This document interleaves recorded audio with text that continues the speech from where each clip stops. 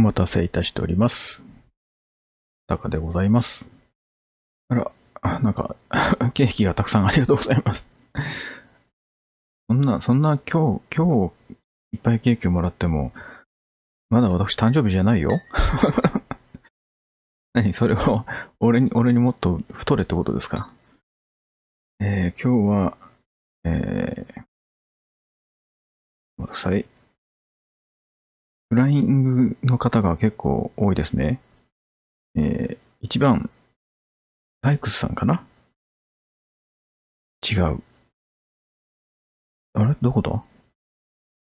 そうだ、サイクスさんだ。こんばんはでございます。2番目、アルトさんこんばんはでございます。エレオナさんこんばんはでございます。S さんこんばんはでございます。レニさんもこんばんはでございます。あやかさんこんばんはでございます。ネコマンジンさんこんばんはでございます。ヘムチンさんこんばんはでございます。ステゴマさんこんばんはでございます。チャックさんこんばんはでございます。ネコマンジンさん、レア君の横、なるほど。ザイゴートのライブを見に行ったんですね。不安さんこんばんはでございます。仲間由さんこんばんはでございます。あきねさんこんばんはでございます。ゆうさんこんばんはでございます。ケンタッキーさんこんばんはでございます。なるみさんこんばんはでございます。ちなさんこんばんはでございます。ひみみやさくらさんこんばんはでございます。前回は、いえいえ、こちらこそ、貴重な誕生日の日に配信まで遊びに来ていただいてありがとうございます。メタルさんこんばんはでございます。森さんこんばんはでございます。ところんさんこんばんはでございます。ちびちびルルピさんこんばんはでございます。みちーさんこんばんはでございます。かじくんこんばんみでございます。これは、げんちゃんなのかな？もとちゃんげんちゃん。でも、元気パパさんだからげんちゃんでいいのかな？こんばんはでございます。ゆいなみさんこんばんはでございます。ゆかちゃんさんこんばんはでございますでございます。ポカラさんこんばんはでございます。セイラさんこんばんはでございます。カメさんこんばんはでございます。メタルキャットさんこんばんはでございます。握手していただいた関係がまだ、あら、そんな、はい、ちゃんと、あなたお手手は消毒いたしましたでしょうか？ゆのはさんこんばんはでございます。ファイアウッドさんこんばんはでございます。油復活ライブに参戦。はい、もう予告通りしてましたよ。イブさんこんばんはでございます。ミサさんこんばんはでございます。白黒茶バッグはセレスティアの、そうです、セレスティアのやつです。私が、なんちゃって VK だった頃の写真でございます。トコさんこんばんはでございます。今日はね、レア君、在ゴートで試合してましたね。私もね、ちょっと見に行きたかったんですけど、今日外出してしまうと、今週は本当に明日以外ずっと出ずっぱりになってしまうので、ね、ベースをさすがにやっぱりがっつり弾きたかったので、今日は我慢しました。あと、配信の準備に間に合わないと思ったので、泣く泣く今回試合を、はい、見送りました。ひろゆきさん、和骨和骨でございます。さて、追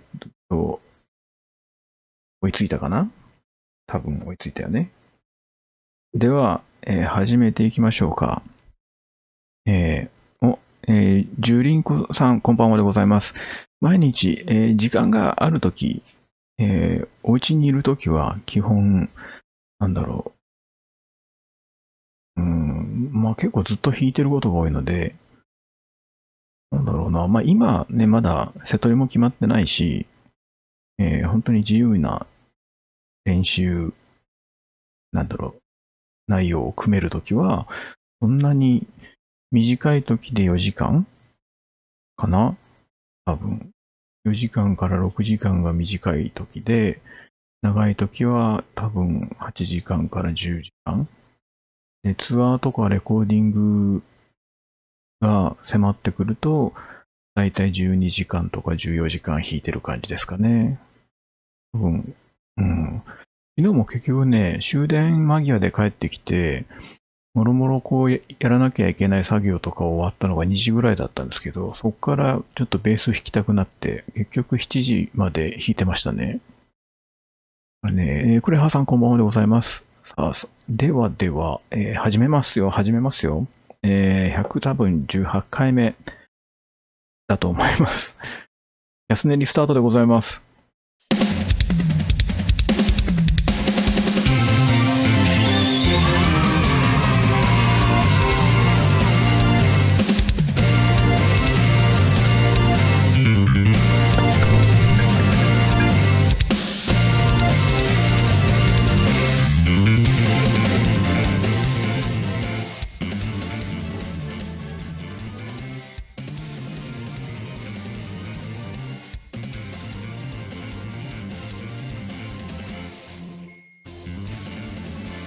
改めましてこんばんはでございます。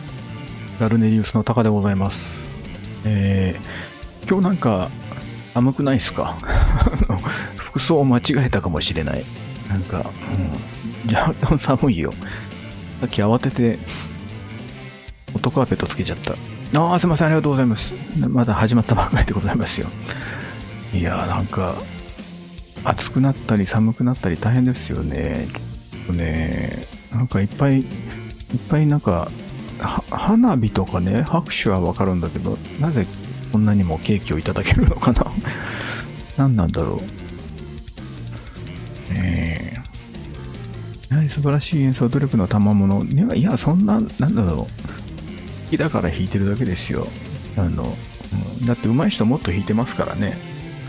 30分で値を上げていっては上達。いや、それはどれだけ集中してやるかによるので、時間は単純に自分が物覚えが悪かったり上達が遅いので、人の何倍もかかってるだけで、もうちょっと要領よく上達するんだったら多分そこまで自分も弾いてないと思うんですけどね。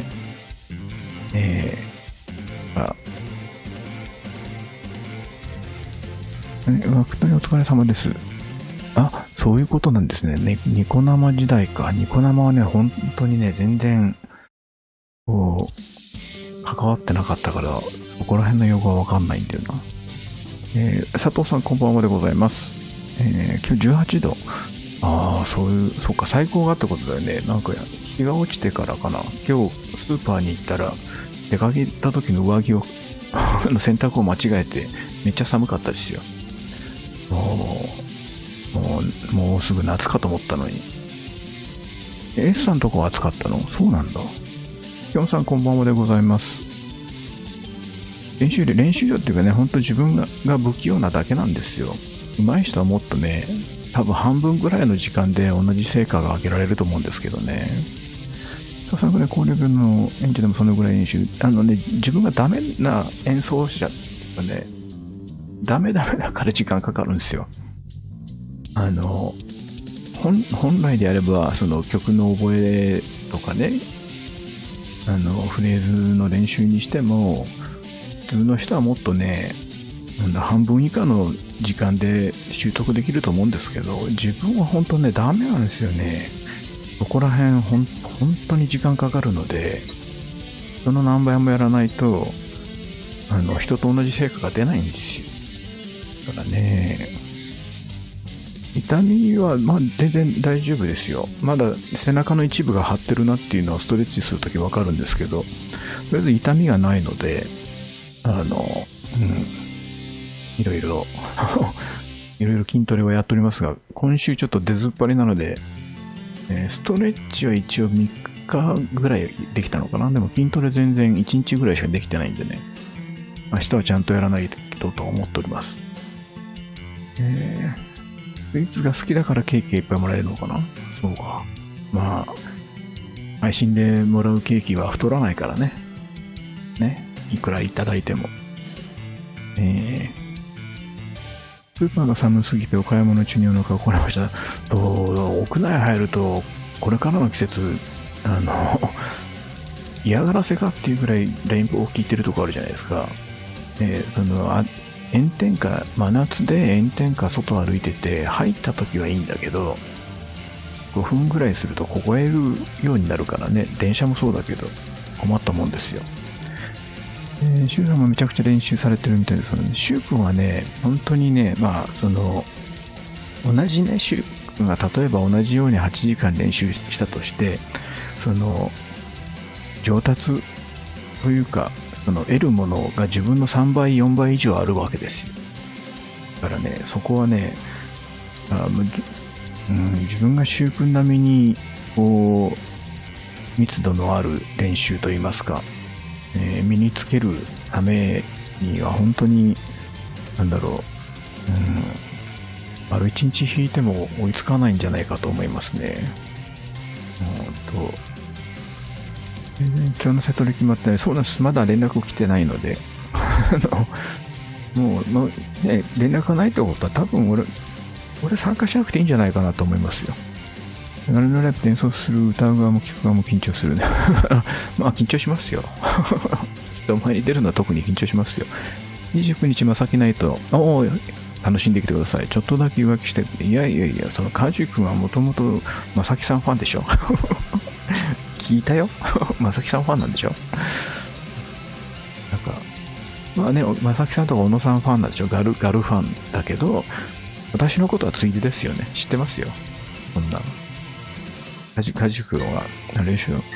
まさきさん、小野さん、しゅうくんとか、ね、そちらの推し活をして、余裕が出て、片手まで、ついでに私も応援してくれてるってことですよね。ウガルさん、新ライブに見てロケットと、はい、6月8日にね、決まりましたんでね、皆さん、大変ボリューミーな内容になっておりますので、ぜひとも、買ってみて確認していただければと思います。ね、私DVD はパソコンで再生できるけど、ブルーレイはプレイヤーがないので、なんかね、毎回封も切らずに見てみますが、さきないと出演はしてないですよ、私。かすみさんこんばんはでございます。ふみくさんこんばんはでございます。アルトさんのケーキ攻撃が、本物のケーキ食うと太るから、アイテムで我慢しろよっていう圧力ですか。もう毎日チョコの誘惑に負けてますからね、本当に。ティーバッグは確かにまさき上がりでしました。カジ君もティーバッグ派なの？そうなんだ。私はもう、なんかお腹とかお尻冷えるの嫌だからずっとトランクス派ですよ。みゆさんこんばんはでございます。みんなケーキがすごいな。今日俺ケーキないんですよ。スーパー行って、行く時間が遅かったからっていうのもあるんだけど、結構ね、スーパーに本当何もなくて、で、慌ててセブン寄って帰ったんだけど、セブンも目新しいものがなくて、今日はケーキないんですよね。ライブ円盤楽しみで、サコさんが言ってたツアー直前なのちょっとびっくりしたね。いろいろあったんですよ。大人の事情もあったみたいですよ。なんか、いろいろカツカツで、なんかね、製造の時間かかったみたいですし、いろいろあったみたいですよ。定期攻撃は5月3日まで継続。いや、別にそんな、全然、ケーキアイテムは太らないので全然いただいて大丈夫なんですけども、そんなね、アイテムもね、ポイント消費しますので、あまり乱射されると大事なポイントがなくなってしまいますよという注意喚起でございます。結局はまだ出て、コンセプトもわからないから、なんかね、一応シュウ君がいろいろ作って、ゆうきさんはまだって言ってたかな。どんな感じになるのかわかんないですけど、まあね、ほんとどうなるやらですよ、新曲。ざっくりと今後のスケジュールも聞きましたけど、スケジュールっていうか予定を聞きましたけど、まあ大変ですわ。本当に。忙しくねって感じですね。どうなるんでしょう。本当に。文さんこんばんはでございます。だからね、もう本当にちょっと待ってね、BGM が、モニターで返してる BGM の音量がうるさかった。なんかね、毎回始める前に調整はしてるんですけど、実際始めてからと感覚がなんか違うんだろうね。そしてあと部屋がなんか寒い。失礼。今日はですね、なんだろう。チョコランさんこんばんはでございます。まさみさんこんばんはでございます。こっちもこっちもで両方。今日はね、そう、アルハンブラプレミア配信されてますので、メインはそちらでお願いします。せっかくのね、配信ね、プレミア配信してますので、そちらをご覧になっていただいた方が、私の何もない配信よりはいいかと思います。皆さんのお誕生日、なってる施設前、おったお友達と同じ。そうなんですね。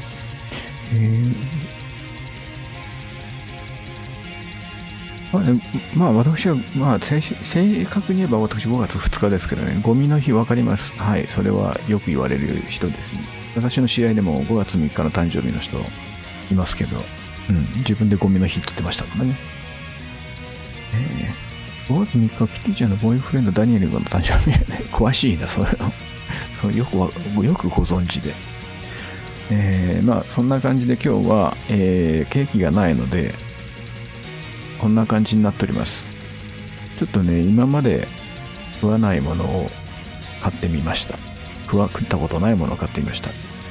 そうだ、そういえば、ちょっとごめんね、乾燥でね、かゆいの肌が。さて、先にちょっと温かいものを飲みたいので乾杯しましょう。ひとみさんこんばんはでございます。皆様も、食べ物飲み物、食べ物飲み物ない方は、何かしら、食べ物じゃないものを持っていただいて、乾杯いたしましょう。ゆうきさんのパクリですが、乾杯いたしましょう。皆さん、私はいつものようにコーヒーでございます。では皆様、4月ももう終わりでございますが、はい、頑張っていきましょう。風邪ひかないように。ではでは、乾杯。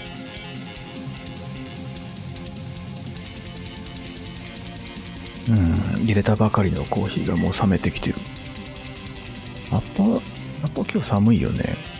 本当に。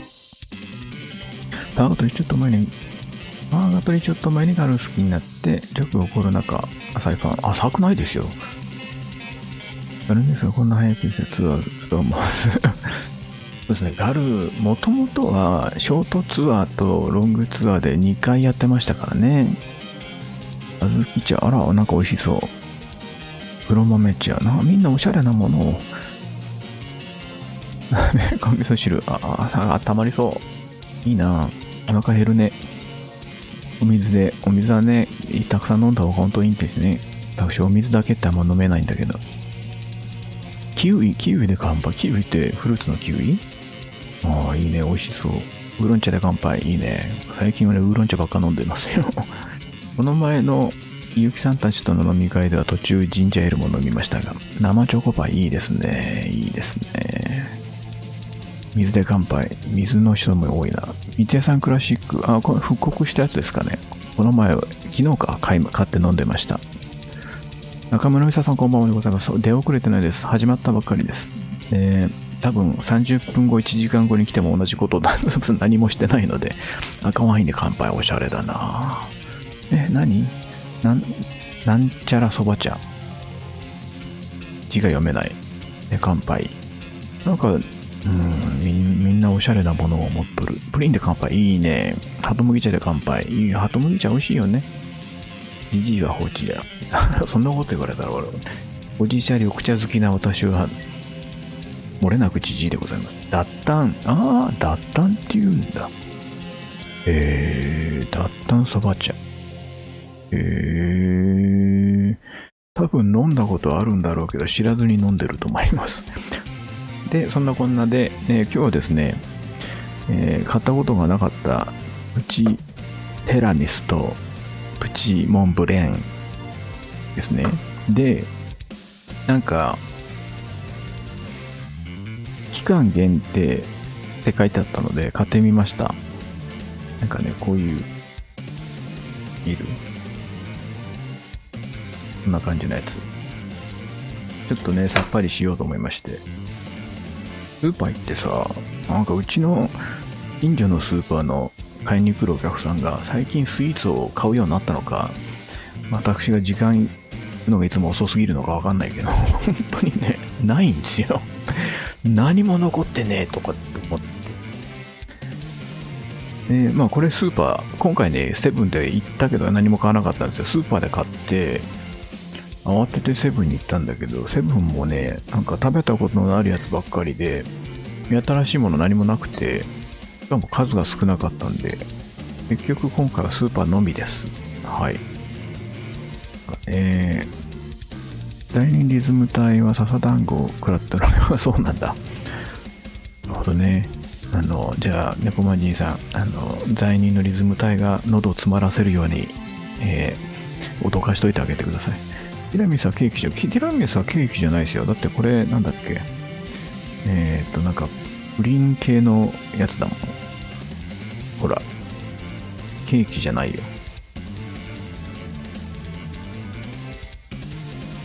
だから、なんだね、でも、ぜひあげてください。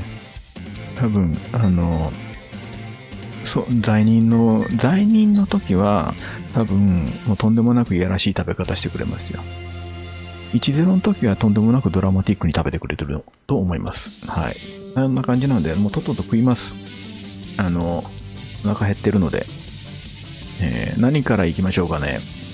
そうそう。ラジオではお見せしたんですが、キューキットのザクが完成いたしまして、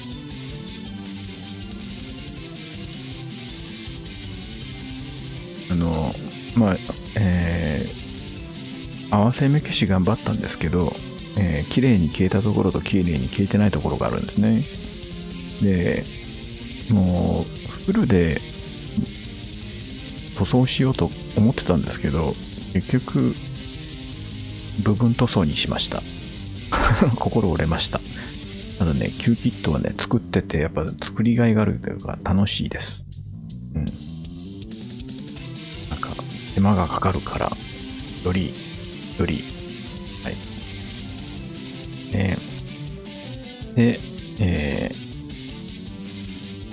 食べる前に失敗したとこ汚れたら困るしね。で、MG の一昨年ぐらい買った MG の、ゼータガンダムバージョン経営でございます。MG はね、作り応えありましたよ。良きでございます。で、これね、MG はね、でかすぎてね、画角に収まらないんだよね。なので、すみません、ありがとうございます。で、一応、後々の比較のために、MG の、バージョン過適じゃない方、バージョン 2.0 の方も、ケースから引っ張り出してきました。これね、まあ写真で見ないとわかんないんだけど結構違うんですよ。ね。だからね、もう学生の、ね、子供の頃だったら親にまた同じもの買ってって怒られるような感じなんですけど、違うんだよ母ちゃん、バージョンが違うんだよっていうものでございます。はい。そんな感じで何から食べよう。何から食べようかな。スーパーなら団子も今夜はあるな。団子はもちろん買いましたよ。まあ配信中に食べるかどうかわかんないけど。ちゃんとバンドのコンセプトに合わせて食べる。そういうことなのねえ。膝横のケーブルが気になる。膝横のケーブルってね、これってことザクの話動力パイプってやつですね。これね、きっと語り出したら終わらないんだけどね。小学生ぶりに私作ったんですけど、このキューキットをね、こんなに綺麗に作れたのは初でございます。でこれはね、今のガンプラと違って接着剤を使うんですよ。なので、急いで作ろうにも、接着剤がちゃんと乾くまで進められないんですよ。1工程やっては、2、3日待ってみたいな。で、胴体の部分とか色を塗ったんですけど、これも完全に乾くまで2、3日待ってるので、すごく時間かかりました。3週間ぐらいかかりました。でも、楽しかったです。子供の頃はそれが待てずに、慌てて作っていっぱい失敗したんですけど、はい。そんな感じで、じゃあちょっとみんな、ティラミスって言ってるから、これから食べます。見えなかった。週のコスト見て週3サングラスかけてました。始めた。なんだっけ、フレーズ弾いてたやつだよね。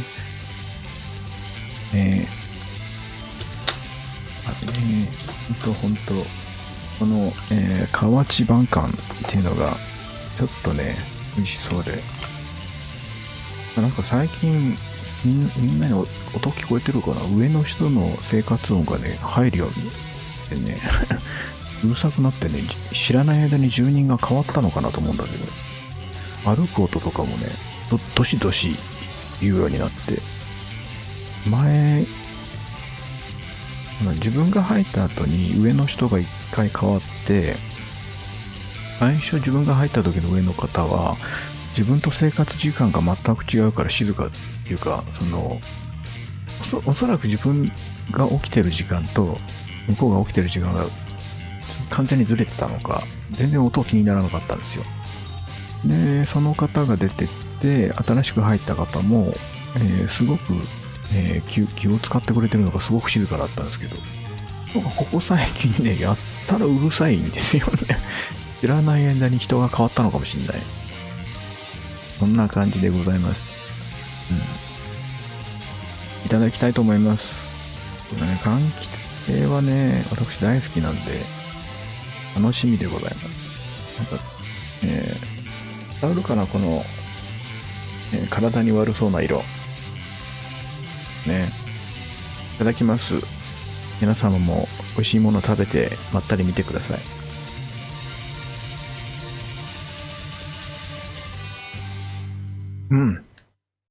めっちゃ想像通りに美味しい。想像通りの味で美味しい。こういうね、柑橘類のゼリーってこういう味だよね。親が子供にまた同じようなカップっていうのはやっぱりあるあるなんですから、それはあるあるですよ。もうネットでも違うんだよ母ちゃんっていうセリフが定番になってるよ。美味しいですね。さっぱりしてていい。若くてかっこいい頃のそんな言い方したらアクセル・ローズが今かっこ悪いみたいじゃないですか。シュウ君はね、シュウ君は何やってもかっこいいんですよ。グラサンかける変な丸いグラサンでもかっこいいと思いま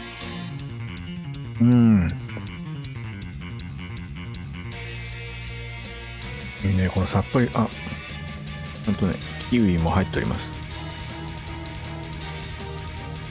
いいね、この、体に悪そうなこの色のゼリーって美味しいよね。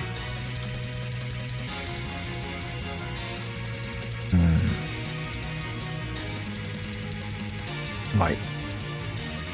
母ちゃんには違いが分かりませんって、そうよ。違いが分かったら困るよね。なんか、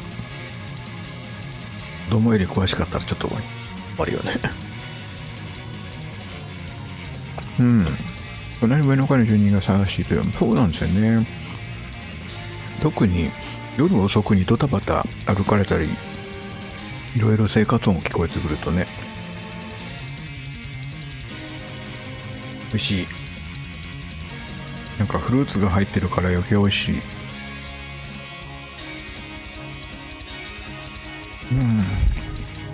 だって今のアクセルは、大丈夫。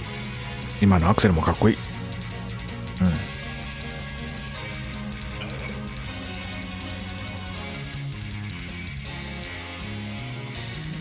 ゼリーは、なんだろう、清涼感があるというか、さっぱりして美味しい。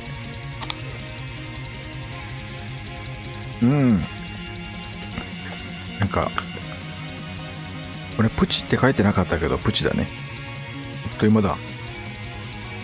浅いんですよ、そこがね。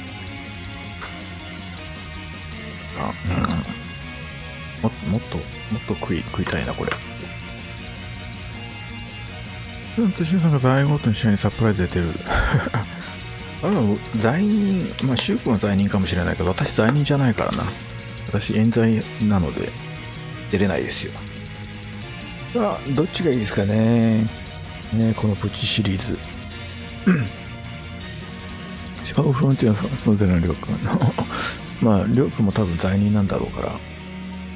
もうみんなでね、在庫と出ればいいじゃないって。どっち行きますかね。やっぱティラミスかな。ティラミスがいい、ティラミス。じゃあ、モンブラン食べましょう。いや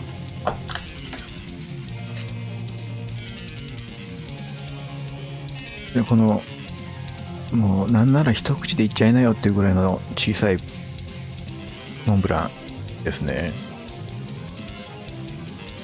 これはもう、プリンでございます。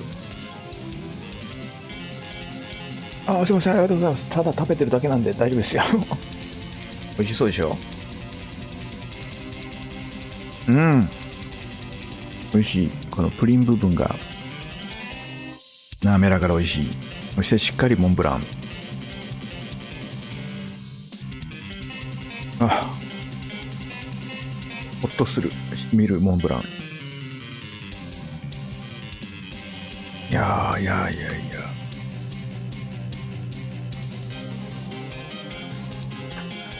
なんかね、この1週間、結構いろんなとこに出てまして、先週はみゆきさんのアルハンブラを見、ガルネリ関係で言うなら、おとといは、ゼロさんたちと食事に行き、もうね、久しぶりですよ。その配信前に、ちゃんと声を出してた1週間。昨日もね、結構喋ってたので、おそらく今日は、そんなにむせることはないんじゃないかと思うんですよ、喋ってても。なんかね、本当今週1週間はアクティブだった。アルハンブラのライブ行って、で、ライブ行った帰りに、レア君とか、代理店の方と、お世話になってる代理店の方とか、初めましてのミュージシャンの方たちと、軽くお食事して、モンブランは終了でございます。ちょっとプチが過ぎるだろうっていうぐらい少なかったですけど、まあでもね、ダイエット中の身ですから、我慢しないとね。我慢しないとね。本当に。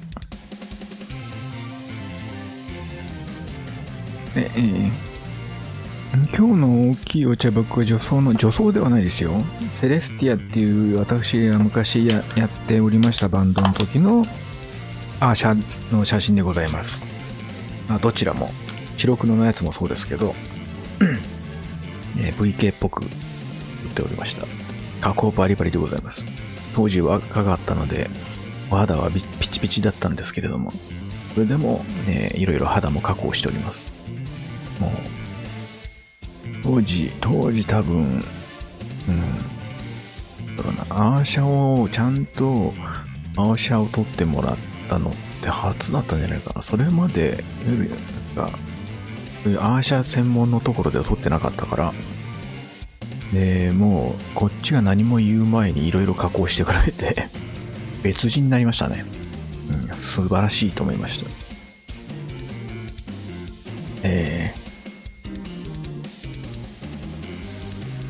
そのガルネリウスの曲は作ったらね、曲をね、作る、センスがないですね、私ね。昔自分のバンドで、昔やってたハードロックバンドで曲書いてたんですけど、メロディーセンスないなっていうのをもうその時に思い知らされました。で、ガル入った当初、プロデューサーにも、これまで自分が作った曲とかを渡したんですけど、ちょっと、自分の作る曲がガルネリとは雰囲気合わないよねっていうのがお互い思ってたので作ってないです。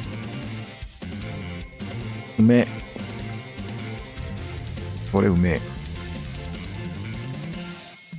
特に今のガルネリウスの曲と自分が作るメロディーとかそういうのはもうレベルがかけ離れてるので、今後も挑戦することはないと思いますね。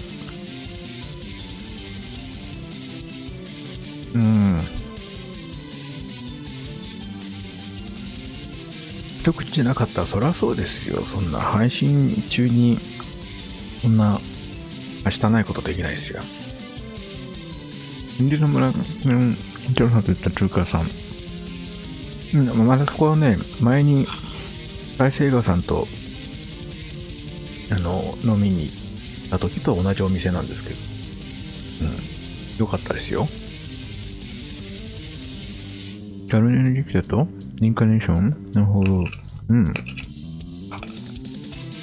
まあね、なんか、いろいろね。私いろいろ本当ね、他のメンバーと違って才能やセンスのかけらもないのでね、何もできないんですよ。ただ単に、毎日、こう、一生懸命練習するぐらいしかできないです。どんどん傷が増えていく。不思議だよね。譜面しか置いてないのにさ、こっちね。こっちはさ、マグカップとか湯飲みの跡がつくのはわかるんだよ。こっち側ってさ、譜面しか置いてないのになんでこんなに傷がつくんだろうね。もう、本当に。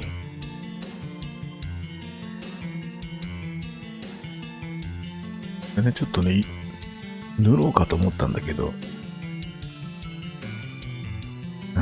木目プリントだから、元の材には木目が入ってないんですよ。だから、塗ったら木目が消えちゃうから、それも嫌だなと思う。マットを引くかどうか考えたんだけど、それはもうそれで、ちょっと、滑りが悪くなるのも嫌だし。まあ、自分さえ気にしなければ、ね、誰かが代わりにここで作業するわけでもないからいいやと思って。配信の時に、ちょっとみそぼらしく見えるかもしれないけど、これパン粉とかじゃないからね。傷だから。まあね、そんなところでなんか格好つけても仕方ないから、ね、ボロボロの机でも愛着持って使ってますよってことでございます。大樹さんこんばんはでございます。高さんの歌詞好きです。ああ、澤さんありがとうございます。本当に。私の色とか丸出しの作詞。もう本当に、はい。いろいろね。失礼。曲のストックもうないですね。もう自分が作った曲は全部これまでのやってたバンド、まあ自分が作ったバンド、最初の頃やってたハードロックバンドの時に全部書いたやつは、バンドで提出して、没曲は捨てて、もうストックないですね。ザル入った後も一応は作ってたけど、なんかあまりにもレベルが違うからボツにして、なくしたしダメだ、結局むせる。他のジャンルの曲も書いたんだけど、ダメだったな。やっぱセンスないね。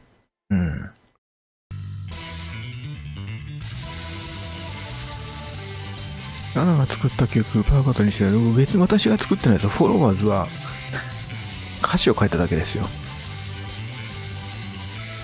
そういうデザインっていう感じになってきていい。どういうこと？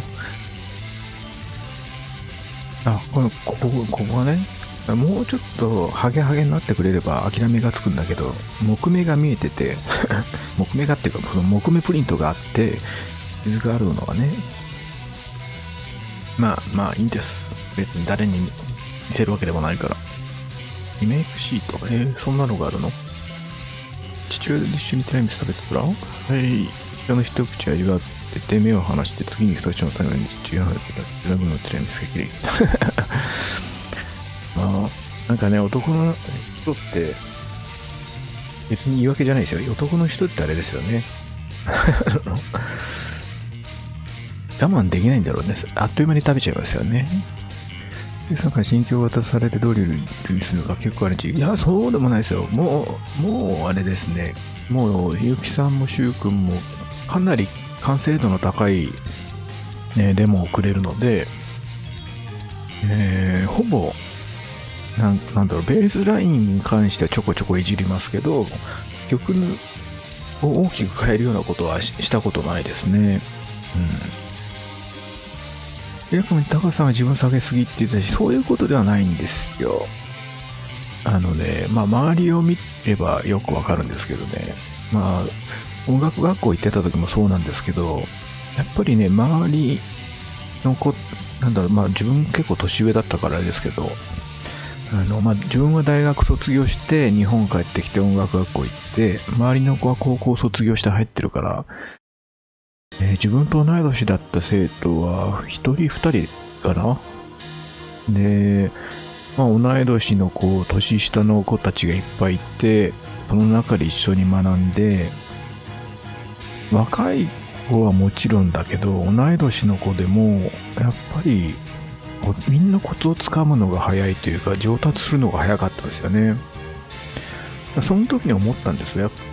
自分はやっぱそういうのは不器用っていうか、そういうセンス才能はないんだろうなっていうのがね。人一倍、練習はするし、授業も出れるものは全部出てたんだけど、言ってみたら、そんなことあんまり練習もせず遊び回ってるような若い子たちの方がどんどん上達していくっていうのを経験してますし、今もそうですよ。ガルでもなんかね、上手い人たちがさらに上手くなっていくわけですよ。シュウ君にしろ、ユキさんにしろ、レア君にしろ。その中で自分は自分なりに一生懸命やってるんだけど、その成長幅がみんなの半分以下だなっていうのは身に染みて分かってますからね。で、後輩バンドさんたち見ててもそうだし、成長のスピードが速い。だからね、本当ね、自分はもうコツコツと毎日、いろんなものを、時間を犠牲にしてって言ったらあれだけど、もうベースの練習に全振りしてどこも出ない、誰とも喋らない、ずっと黙々と練習してやっとって感じでございますね。本当にね。リア君もいつかガウルネ作曲するので、作詞作曲したらっていうのは言ってあるんで、そのうち出してくるんじゃないですかね。レア君全然ね、作詞作曲もできるから全然大丈夫かと思いますけど、レア君のことだからね、自分の曲は自分のバンドでしか使いたくねって言うかもしれないですけどわかんないけどね。ガルネリでもう多分そのうち入ってくんじゃないかな。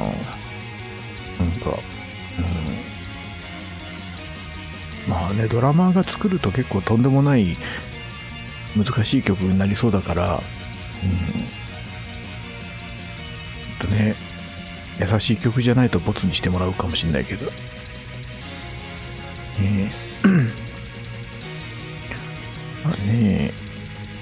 山さん、ガルネリウス2番目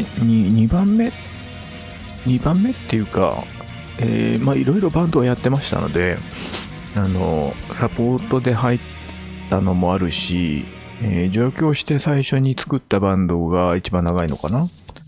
で、それが、ライブを何回かやったけど、メンバーチェンジを繰り返し、もうこれ無理だなってなって解散し、他の全然違うジャンル、アメリカンハードロックとか、そういうバンドにも入ったし、いろいろやってましたね。ガル入る直前っていうか、入った時にやってたのは、バンドというかユニットみたいな感じですね。ドラムがいない3ピースユニットで、ちょっと電子系の、ロックやってましたね。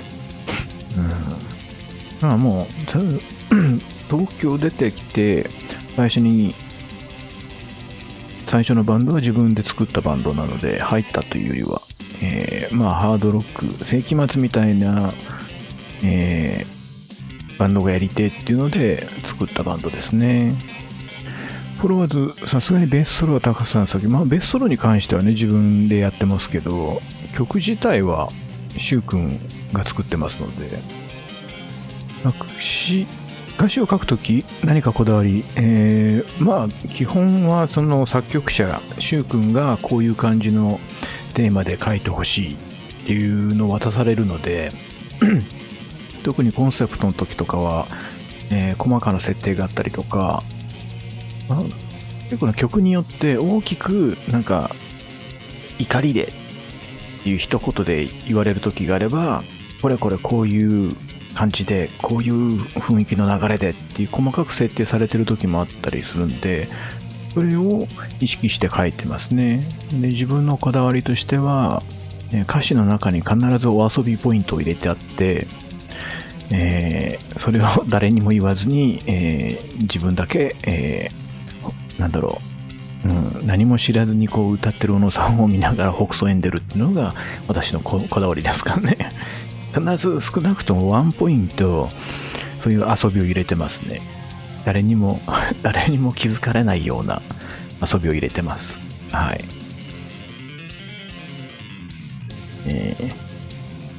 バッシュアウト作詞は訳してもめちゃめちゃ良きやったけど、バッシュアウトはあれですね、小野さん作詞だよね。自分は英語の歌詞の部分、なんだっけ、掛け合いの部分を作ったぐらいだもんな。朝のプレイがフィタデイネイルを高さんしか出せないもので、高さんのベストから他の面でプレイされたの。ありがとうございます。そう言っていただけると、ジジイは喜びます。嬉しゅうございます。のうちに JMS のタンクさんドラマが作る曲はもうやはり難しいね。リズムに凝っちゃうからね。本当にやめてほしいですよね。お茶爆の画像のやつがタカさんが作ったバンド。お茶爆のやつはセレスティアっていうバンドで、そのガル入った時に組んでた3人メンバーのユニットですね。これは、もともと別の女性ボーカルでやってたバンドというユニットにベースとして入って、ボーカルが変わってバンド名変えてやったって感じですね。だから自分は後入りです。そのセレスティアになってからはオリジナルメンバーですけど、もともと。白黒のやつは新宿御苑で写真撮りました。ちゃんと許可取りましたよ、私たち。なんだっけな。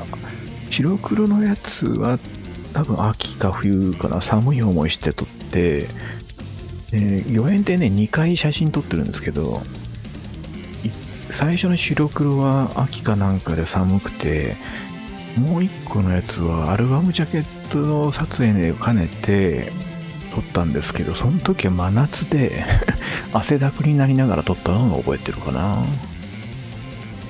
シャドウミスのギタリストかやさんもドラムのしぶきさんが作った曲はエグい。そう、まあね、しぶきくんも本当に曲はリズムがやっぱ面白いですよね。いろんなリズムパターンっていうかドラムパターンがあって、もう大変なのは多いと思います。でもね、しぶきくんって言っていいのかな。しぶきさんの新曲とか曲はかっこよくていいですよね。ドラムプレイもめちゃめちゃタイトル。モデルのベース、青と黒登場してませんが、今後登場させます。まあ、基本ね、もともと赤は、見えないか。そう。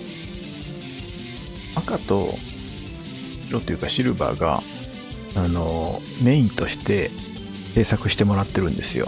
で、青と黒は、一応サブ扱いで用意してもらってるので、ただまあ、必ずこれをメインにしなきゃいけないっていう制約はないから、曲のイメージとか、自分が、まあ、ファクターの時と同じですよね。自分の中でこのアルバムは赤色よりも青かなと思ったら多分青がメインになるだろうし、そんな感じなんですよね。ファクターを使ってた時も、赤青ガンメタ黒と使い分けてましたけど、自分の中で今回のアルバムツアーの時は赤がメインかなと思えば赤になるし、今回青だなと思ったら青になるしっていう感じなので、今後登場することあると思いますけど、まあなんだろう、そこまでなんだろう、あんま深く考えてないですね。セレスティアに入ったきっかけ、セレスティアのその前のバンド、自分が、やってたというか、アメリカンハードロックっていうアメリカンロックバンドを抜けた後で、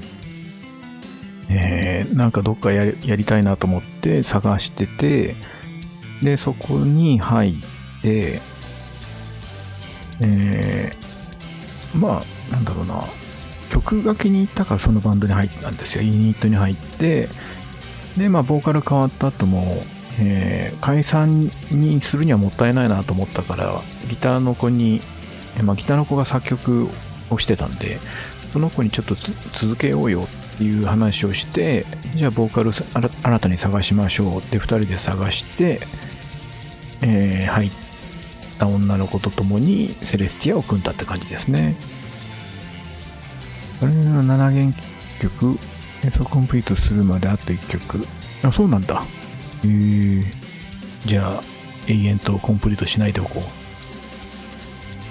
作曲してた頃って中須さんブログが毒舌から始まるから、毒舌でしたっけね。私常に爽やかな挨拶口上しかしてなかったと思うんですけど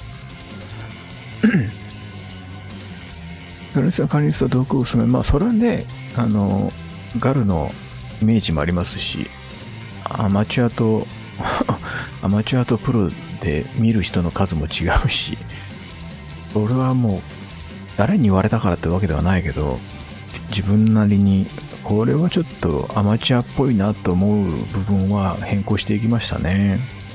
ここは考えますよ、 SNS の使い方というのは。今日は先日ね、忘れないうちに出しとくけど、だってもう11時じゃん何もしてないのに。先日、結城さんレア君を巻き込みまして、テックのジェロさんとツアマネの村上さんと、5人で食事に行ったんですよ。本当はですね、年の初めに、ツアーお疲れ様でした、今回もありがとうございましたっていう飲み会を開きたかったんですけど、私含め、忙しくバタバタしてましたので伸びまして、で、ようやく自分都合で今月だったら大丈夫だなと思って、4月入った時にジェロさんとかに連絡をして、どうでしょうって決めたら、みんなが、都合良かったのが一昨日だったんですよね。なので、忘年会新年会のツアーの、お疲れ様でした打ち上げと、あと、時期が時期だったので、ゆきさんのアルハンブラ復活おめでとうございます会で、6月から始まるツアー頑張りましょうっていうのも含めて、もろもろ全部含めた飲み会にしてきました。はい。で、その当時の模様がですね、すごい短い動画ですが用意しておりますので、そちらをちょっとご覧ください。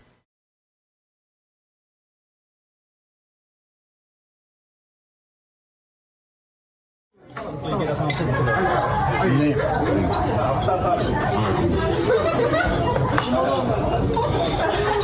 乾杯。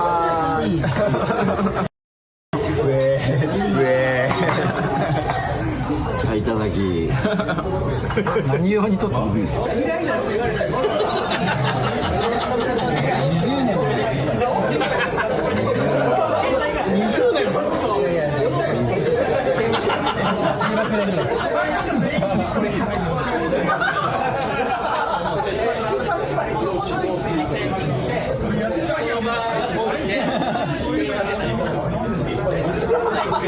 6月からのツアーに向けてのコメントをください。新鮮な気持ちで臨みたいと思います。ネタバレ。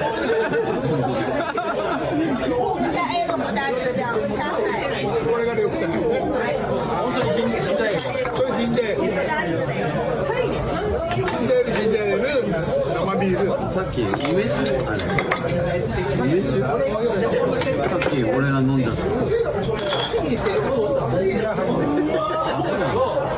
これなんかジンジャーエールの雰囲気出てないんだけど、本当にジンジャーエールだと思ってます。ジンジャーエール。わかんない。甘くないけど。ハイボール。でもジンジャーエールだけど、後味なんか違うよね。さっきより薄いよ。薄いですよね。さあレア君も一言ください。じゃあ6月のツアーに向けて敏腕スタッフたちはなんか一言ください。まずは忍者から毒忍者が最後かな。やめる宣言。ジェロンさんなんか一言お願いします。お疲れ様です。こんな感じの宴でした。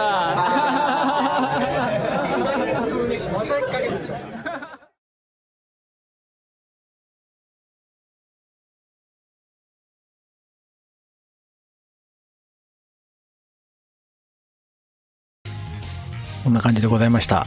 短い動画でしたが、飲み会の雰囲気は伝わりましたでしょうか。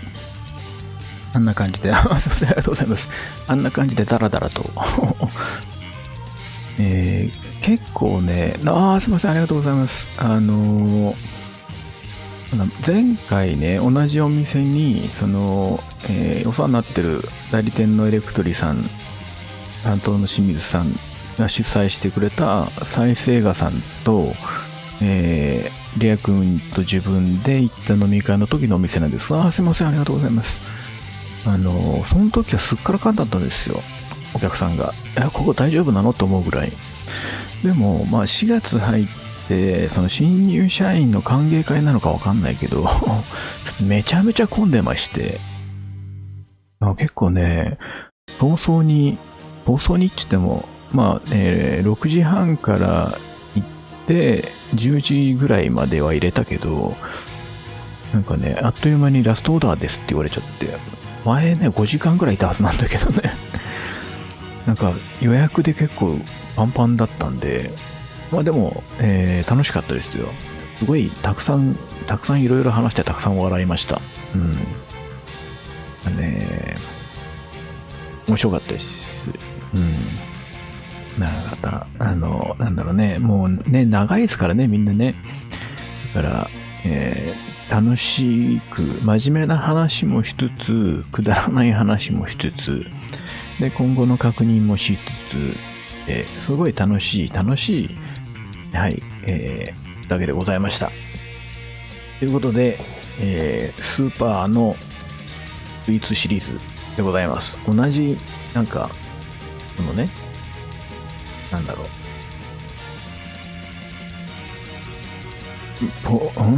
よくわかんない。これ D なの P なのわかんないけど、なんか同じシリーズです。全部そうだったかな。この、どうしてもチョコの誘惑に負けてしまうのはで、チョコ系と、ショートケーキがどうしても食べたかったので、いちごのショートケーキ風パフェでございます。はい。本当に、なんかすいません、いろいろありがとうございます。あんな短いネタでございましたが、はい。いろいろ、はい。楽しい宴でしたよ。その時に、ファーストゼロのニューアルバムをもらいまして、ミックス、いつだろうな、CD 発売前に、実は事前に、レア君からデータいただいてたので、自分は結構もう何回も聞いてたんですけど、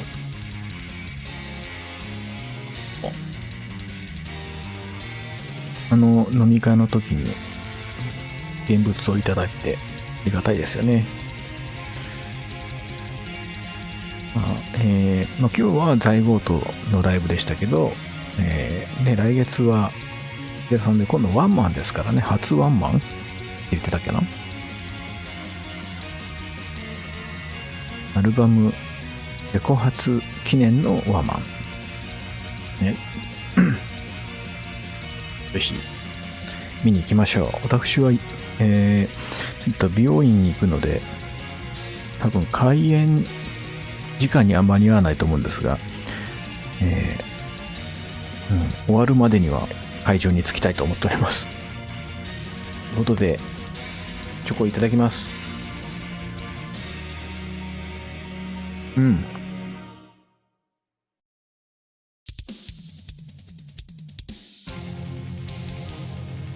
意外としっかりちゃんと濃くて美味しい。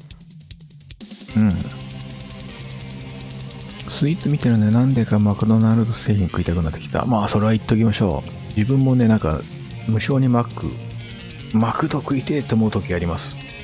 なんかこの前も、自分の場合ナゲットが無性に食いたくなってマックデリバリーやっちゃいましたよ。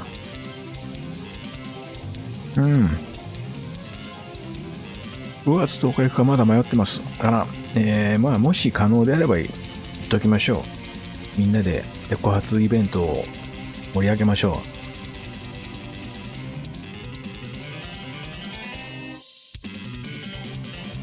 う。面白いね。なんだろう。このチョコプリン。ブラウニーなのかな。それもしっかり濃いから美味しい。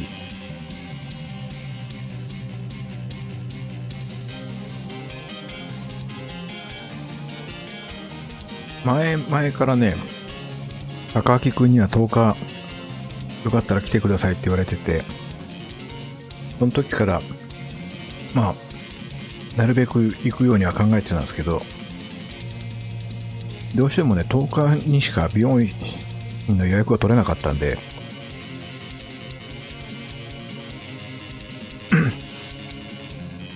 ライブ自体どれぐらいかな、30分か、1時間は遅れないと思うんだけど、5時開演かなんかなんだよね。5時半から6時前までには着きたいなと思ってるんですが、一応会場には行く予定ですよ。なのでみんなで楽しみましょう。美味しい。生チョコプリンアラモアナが食べたくなったら食べましょう。今日パフェ食べにかけました。見ていたらまた食べた。食べましょう。美味しいでしょうね。食べましょう。モスバーガーのハンバーガー2個食べました。モスもいいですね。モスといい、バーガーキングといい、食べたいんですけどね、デリバリーやってないんですよね。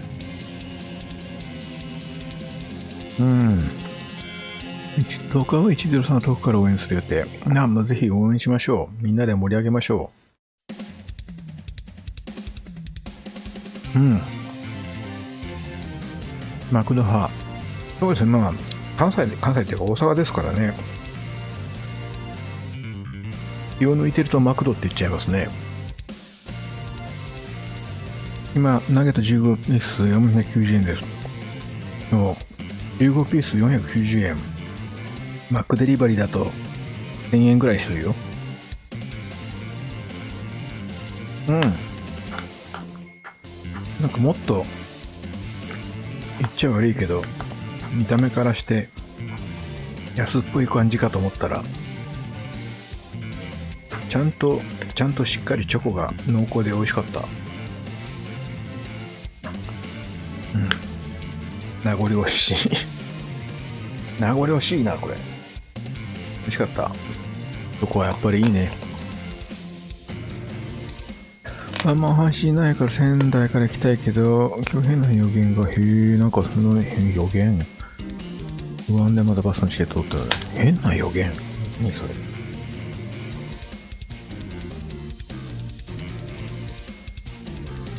マック食いたいのに一途にね、そう、だからさ、マックは一応マックデリバリーっていうサービスがあるから自分も利用できてるけど、モスもマックも、うちからちょっと遠いんですよ。持ち帰るには、冷めるというか、味が落ちる距離なんですよ。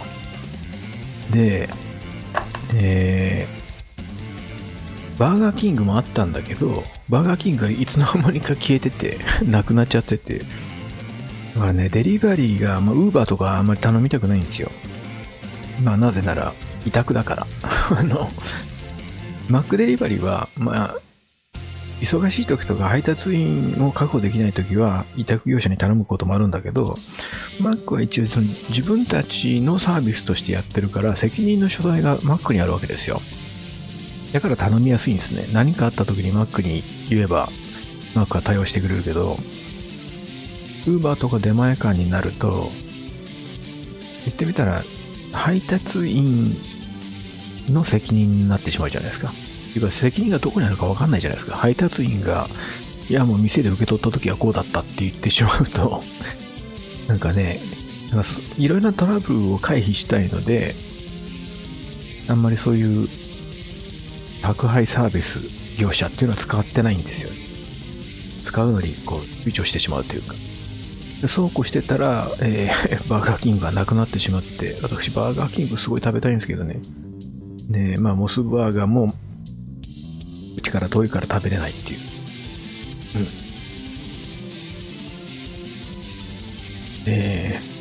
なかなか、本当にちょっとね、うちの近所に歩いて2分圏内に全てのファーストフードが並んでてほしいんですけどね。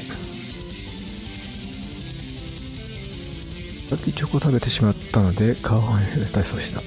じゃあ顔痩せ体操終わったらチョコ食べましょう。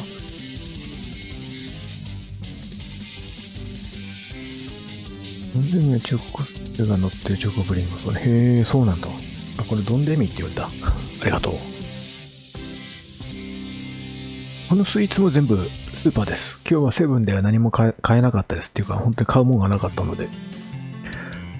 チョコチップクッキー。チョコチップクッキーも美味しいですよね。もうアメリカで私ハマってから日本でも食べるようになりました。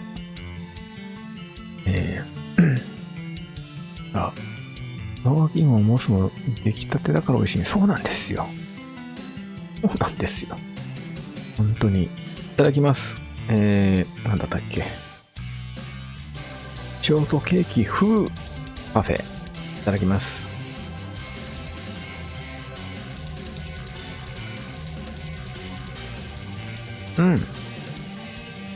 確かにショートケーキ。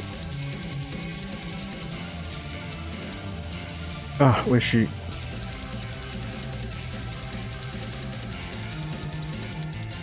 むっちゃショートケーキ。バーガーキングでは何を注文しますか？私、ダブルは、ちょっと飛んじゃった。失礼。ダブルアッパーしか食べてないですね。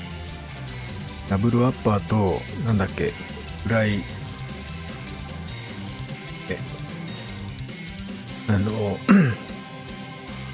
バーガーキングのソースがすごい好きなので、学生の頃、めちゃめちゃ食べてました。はちみつさんこんばんはでございます。寝てました。おはようございます。もう起きて大丈夫なんですか？もう寝てたってことはお疲れなんじゃないでしょうか。大丈夫ですか？こんな時間に起きてしまって。逃げにアルトさんからのケーキ攻撃が、レニーさんもか。ケーキ攻撃が続いておりますな。ミサさんからも。これいいね。ショートケーキだ。本当に。これに、ちゃんと本物のイチゴが乗ってれば最高だったのに。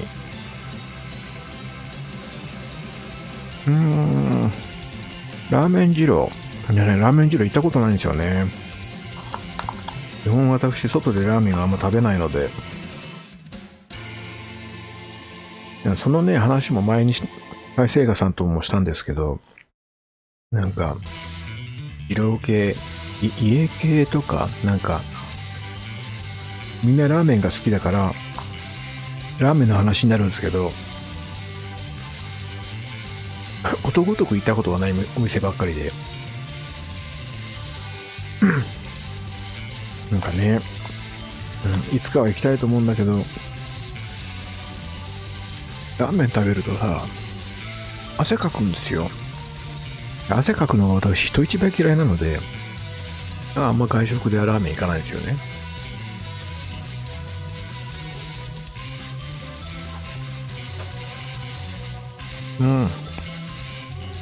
スーパーのスイーツも結構美味しく、いや、なんとじゃない、そうなんですよね。っていうか、コンビニと同じものが売ってたりもしますよね。取り扱ってるものが。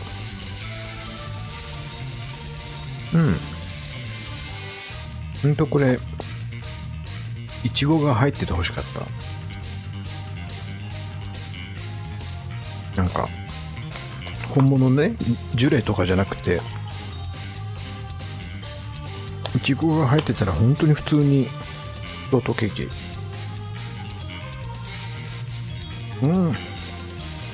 なんもないからアメちゃんでごまかそう。あら、ご飯炊いちゃいなよ。食べ方がいつもきれいですかなんか食いしん坊食べって親からよく怒られましたけど大きな一口で食べるんじゃないとかね。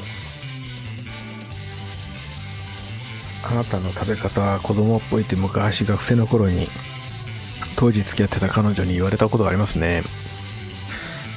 子供じゃないんだからそんな口いっぱいに頬張らないでとかすごい怒られたことありますね。わんぱくな食べ方するとかって言われたことあります。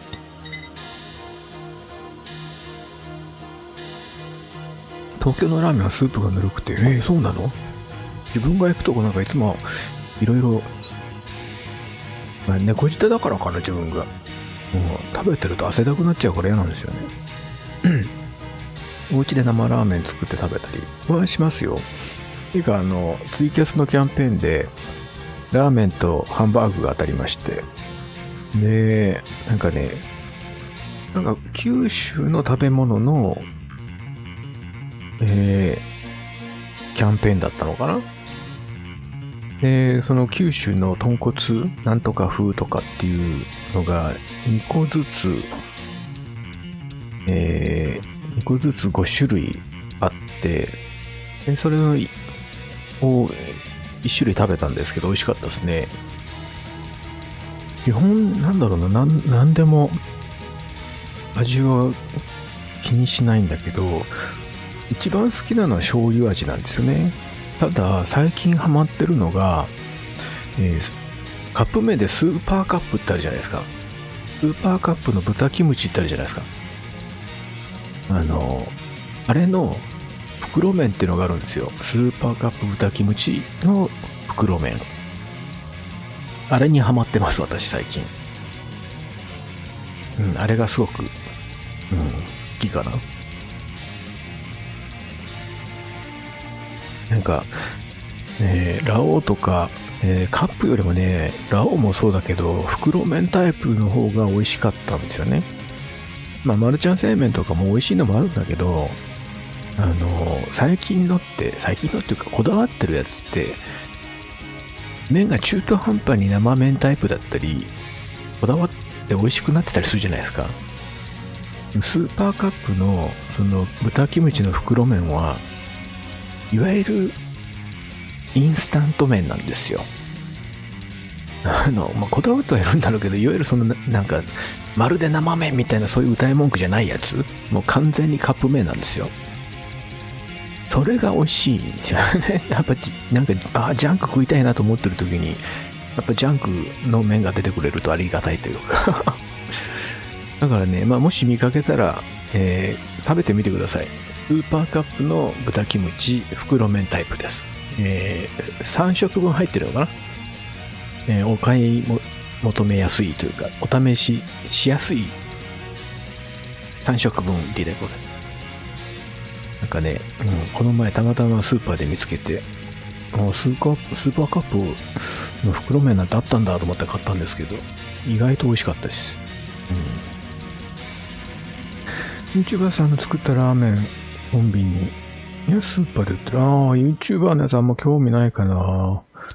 なんだっけ、コラボ商品だと、江頭さんがコラボした商品はなんか興味あったけど、他はなんか、ヒカキンさんとかのやつとか、ああいうのがあって、自分がチャンネル見てないからかもしれないけど、全く興味出なかったですね。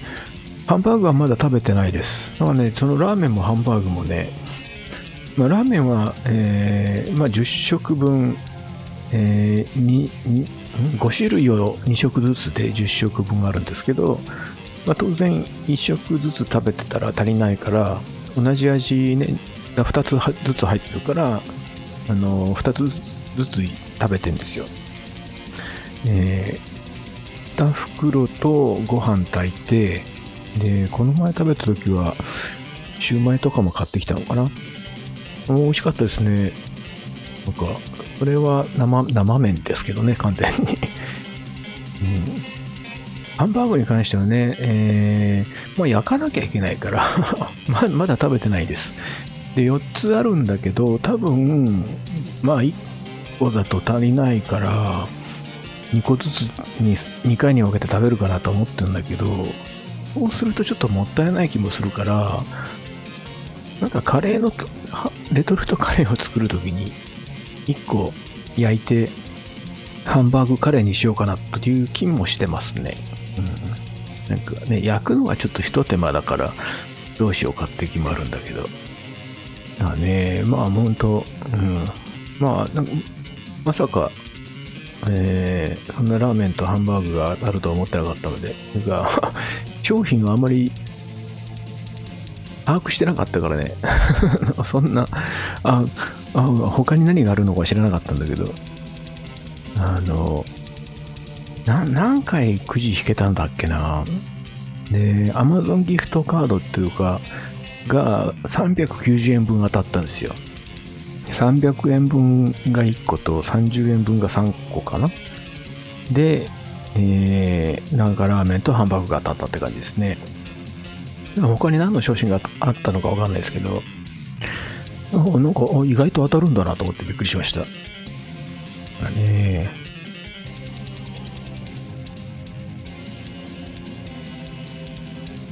100日の袋見たことない。自分もね、たまたま見つけたんですよ。うちの近くにあるというか、自分が、たまに行くスーパーも含めて4つぐらいのスーパーの中で今置いてあるの1つだけなんですよ。だから、いろんなところで取り扱ってるわけではないみたいですけど、見つけたら一度お試しください。完全にジャンクですけど、自分は好きな味です。ラッシーカップのカップスター、そうですね。ああいうなんかジャンクって感じが好きです。スーパーカップの袋麺ね、ぜひ。多分、豚キムチしか種類がないはずなんですよね。他のスーパーカップの味はなかったと思うんですけど、袋麺の容量、大盛りっていうかね、麺自体は大盛りではなかったと思うんですけど、普通の袋麺の容量がどれぐらいかわかんないけど、多分80か 85g ぐらいしかなかったから、そんなに多くないはず。大盛り麺って多分130とか 110g でしょ。焼き方難しそう。そう、ハンバーグはね、焼くのが大変そうだから、どうしようかと思って。ロコモコにもできます。ロコモコね。そんな手の込んだことするような人間に見えますか、私が。バカ言っちゃいけねえよ。そんな、焼くか炒めるしかしない人間が。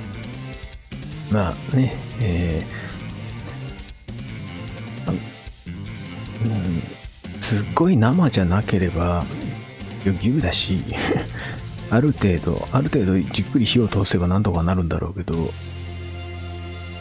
ょっとね、焼くっていう一手間がね。っていうかね、あのキャンペーン、そんな当たると思ってなかったから、その景品見てなかったけど、ラーメンの10食分に関してはちょっとおおと思いましたね。やっぱ数で勝負だから10食分かとか思って、なんか1回に 2つずつ食べたとしても5回は食べれると思って、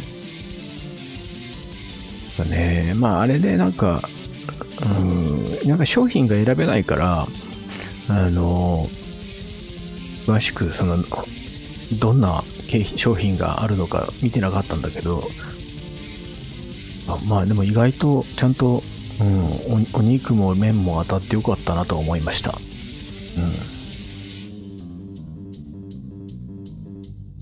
弱火で蓋して、なんかね、片面強火で焼いてひっくり返して弱火でじっくりみたいなね感じもするんでしょうけどあんまりそんなこと言ってられないかもしれない。レンチンじゃ美味しくできないと思うんですよね。乗ってるのハンバーグと目玉焼きだけじゃないですか。ロコモコってそんなだけだっけ？なんか下に野菜なかったっけ？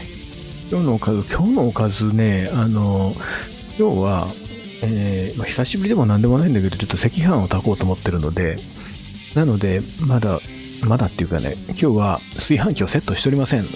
はい。終わってから、準備してすぐ炊こうと思っておりますので、今日は久しぶりに赤飯を炊きます。久しぶり今月の頭に食べたばっかりだけど意外とね、ミクシー2の方で赤飯が自宅でできますよっていうのを教えていただいてからですね赤飯は結構なんだかんだ食っておりますこっそり食っております。すいません、ありがとうございます。今日も、赤飯を食べたいと思います。たまに食べたくなるんですよね、お赤飯ね。別に何かがあったわけじゃないんだけどねお祝い事じゃないんだけどね。赤飯の素とか買うときなんか恥ずかしいもんね。なんかお祝い事じゃないんですけど買ってますみたいなさ。ね、誕生日祝い、まあそういう名目にしますか。ね、いやもう見せるもんないからメインのカメラに戻っていいのか。はい、お座りザクさんとお座りドムさんとユーキッドザクさんがお供でございました。ユーキッドのザクのパッケージはこんな感じでございます。もう本当にね、小さい頃の憧れでございました。当時300円かなだったんですよ。小学校の1、2年の頃の300円大金でしたからね。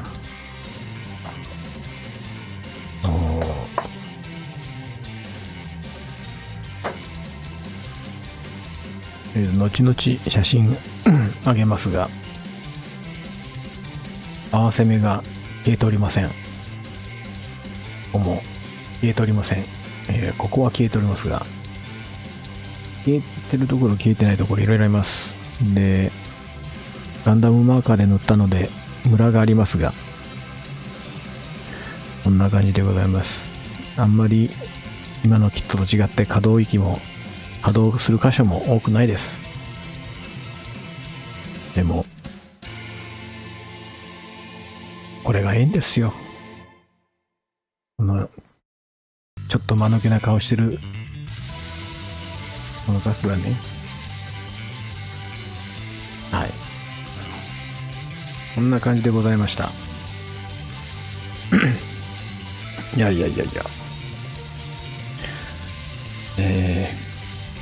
大人になったから、本当に接着剤が乾くまで、塗料が乾くまでちゃんと待てるようになりましたね、小学校の頃はもう瞬時間接着剤を使ってるわけではないのに、接着してもう次々どんどん進んじゃうから、もうひどいもんでしたね本当に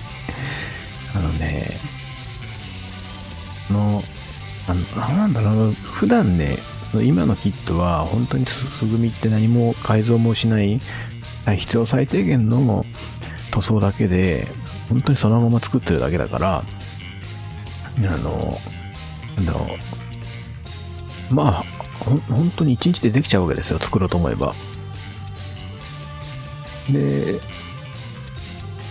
今の、バンダイさんのプラモデルはパーツの合いもいいし、稼働もいいし、立たせてるだけでもかっこいいから、もう全然作ってても楽しいし、作った後もいいんですけど、この旧キットの手間がかかる感じと、全然稼働しなかったり、全然実物がそのアニメとデザインが違ったりしても、なんだろうね、この作ってる時の楽しさは、何事にも変えられないですね。いいですよ、これ。大変だったけど。一郎のりょうさんがプロネットリングギターパートを上げてくださったのですが、船がタカさんの船のオタマジャクシのところが数字だったんですが、ベースもギターの譜面とスネージがどういう予想してますか？どういうこと？なんだっけ。楽譜が、いわゆる五線譜、オタマジャクシの五線譜と、弦楽器とかは、なんていうんですかね、わかりやすく、このね、このね、数字が出てるやつ。タブレチャーって言われてる譜面ですね。これと、その五線譜のオタマジャクシっていうのに分かれるわけですよ。なんでしょうね、こういう風にですね、基本のベースタブ譜っていうのは4本線なんですよ。まあ、それは基本のベースが4弦だから。で、5弦用のタブ譜になると、5線譜。で、6弦は6線譜みたいなね、それぞれの弦の数に合わせて、タブ譜っていうのは、なんだろう、横線が、数が変わるわけですよ。ギターのタブ譜は、だから 6本線があるんですよね。で、オタマジャクシではなく数字になってるのは、何番目のフレットを押さえるかっていうのを指示書なわけですよ。五線譜の場合、オタマジャクシで音程を指示してるわけですね。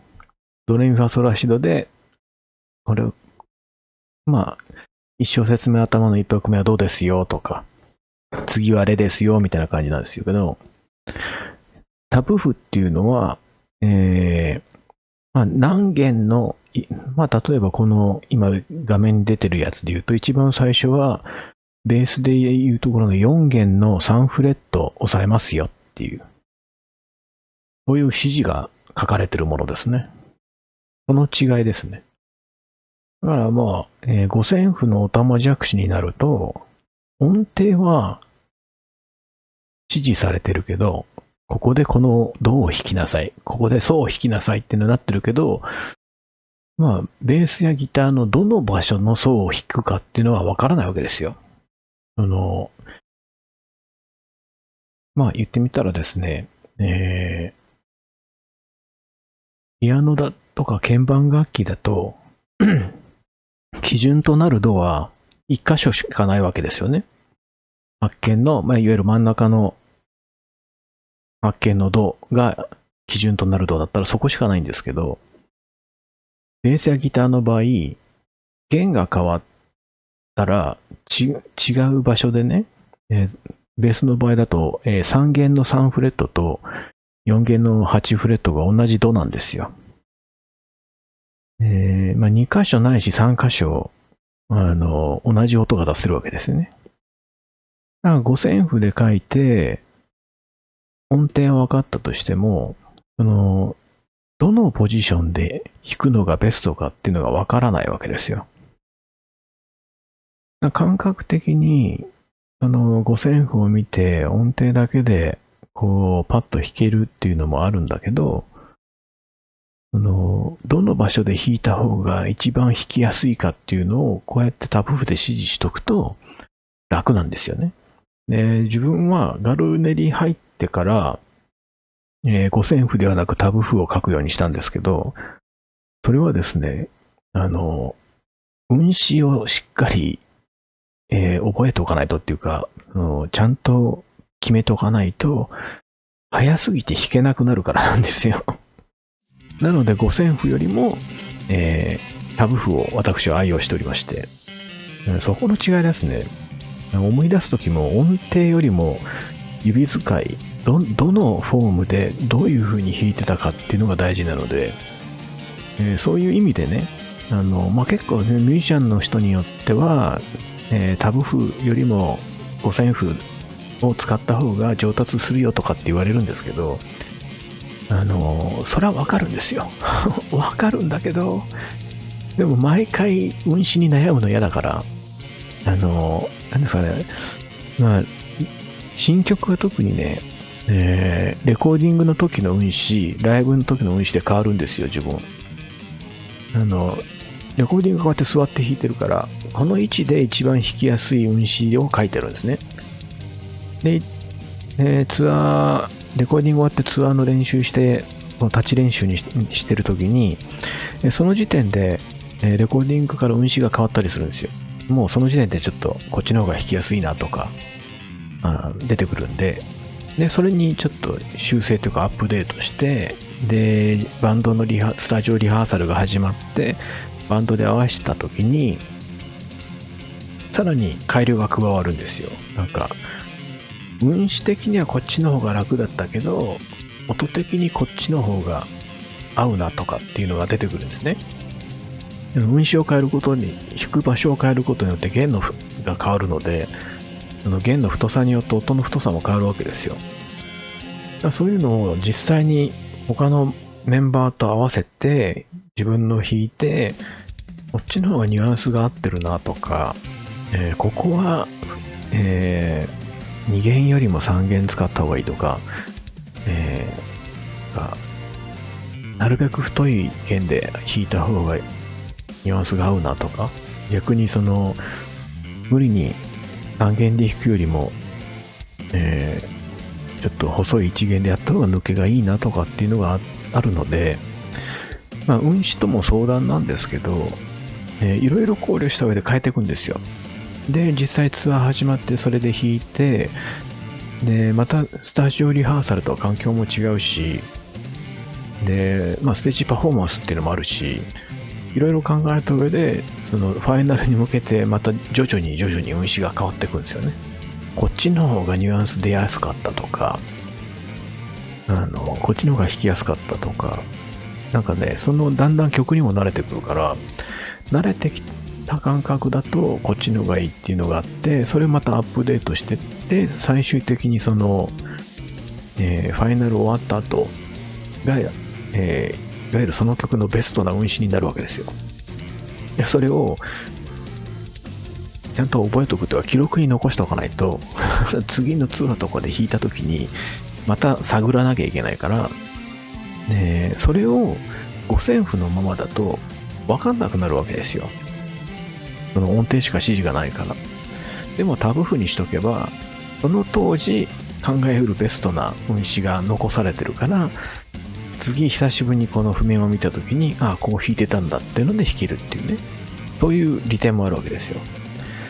だから使いようによっては、タブ譜もそんなに悪くないよとタブ譜を悪者のように言うミュージシャンもいますけど、それだけに頼ってると上達しないかもしれないけども、私はいいんですそんな、ちゃんと、時間が空いてもなんか運指を覚えてられるほど立派な脳みそを持ってないので五線譜よりもタブ譜を愛用するようになりましたね。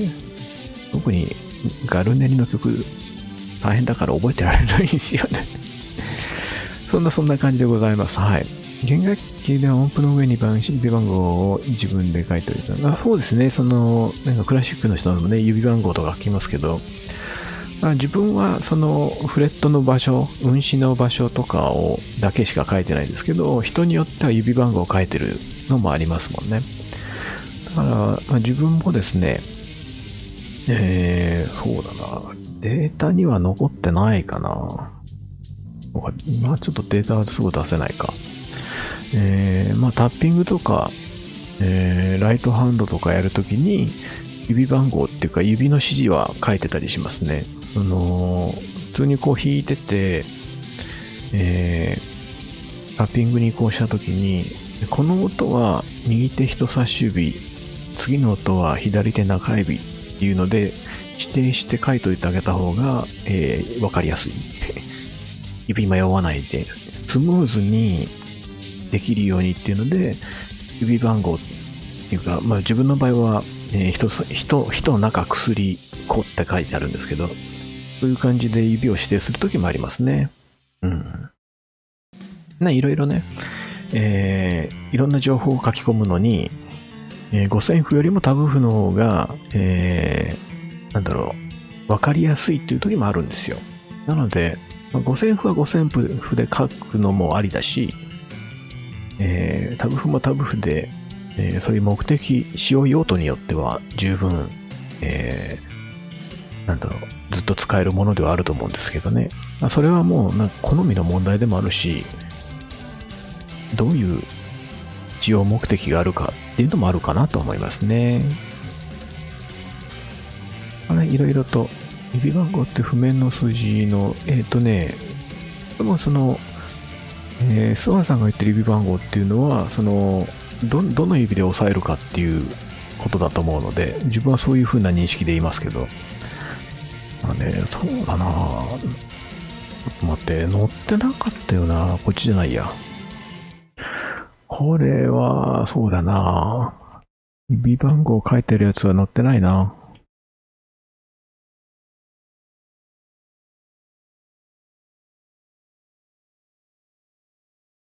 仕方ねえ。そいつは仕方ねえ。いろいろあるんですが、譜面もタブ譜も使いようでございます。はい。いろいろ。音楽理論とかほとんど覚えてない私が何を言っても説得力はないんですけども。っ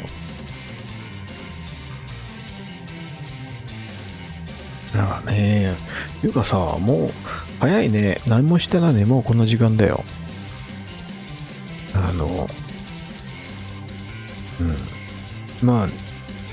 このカメラが用意されてるってことで、いつでもベースが弾けるようになってるっていうのはわかるかとは思うんですが、もうこんな時間なので今日はおとなしく、団子食って笑おうか。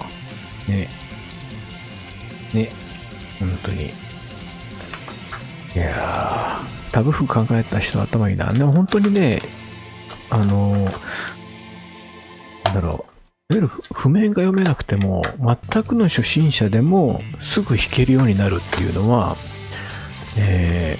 頭いいなっていうか、あれは素晴らしい発明だなと思いますね。昔通販でやってた対象ごと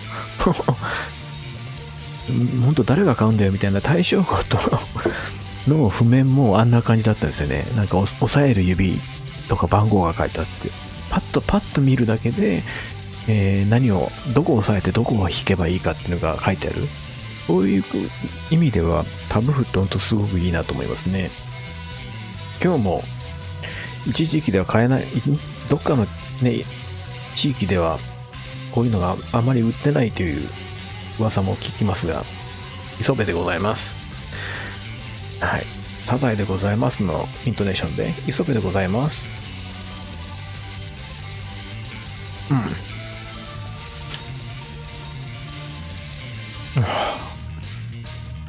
見る。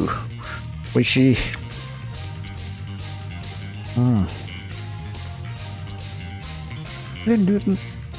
どこかルネサンスギター。基本タブ譜。タブ譜はね、結構前からありますけど、いつからだろうな。自分が楽器始めた頃には当然ありましたし、で、昔から一部のプロの人はタブ譜を使ってたらダメだっていう楽譜、五線譜至上主義の人たちが多いんですけど、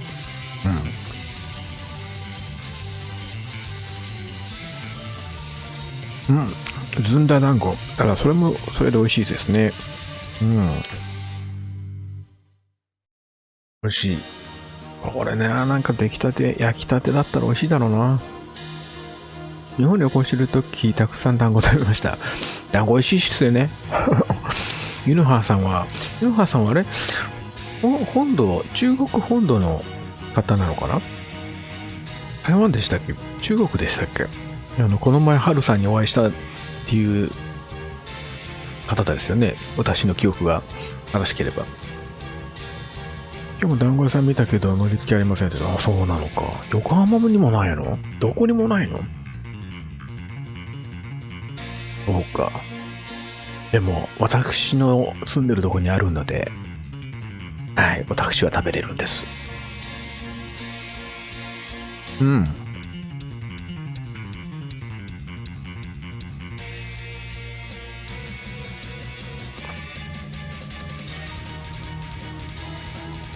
どこで買えるの？買えない人が結構いるんだね。そうか。残念なんだな、それは。それの美味しさを共有できないのは。でも、私は食べれるんです。うん。美味しいですよ。でも、食べられないんですよね。残念ですね。ああ、すいません。ありがとうございます。うん。和菓子屋さんの団子とそう美味しいんですよ、団子。特に焼きたて、目の前、お店で焼いてる団子とか最高ですよね。うん。タカさん、アルハンブラのライブの時って鬼声で見て、いや、下で見てましたよ。レア君の背中に隠れてました、私は。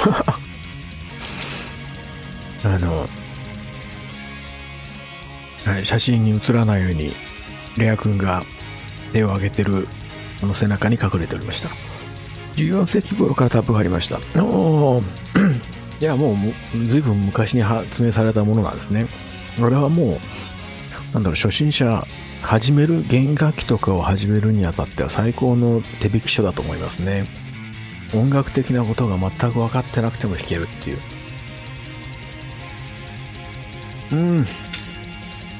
うめえな、畜生。告知目の時からあったので、それを引き合いに出さなくても。ハルさんはとても面白くて優しい。そう、ハルさんはね、すごくいい人なんですよ。面白いし、真面目だし、優しいでしょ？ハルさんからあの日連絡あって、会場で、定期末見に行ったら会場で、ガルファンの方に声かけられましたよ、つって。ちょうどね、運悪く私、シャワー浴びてたので、すぐ答えられなかったんですけど、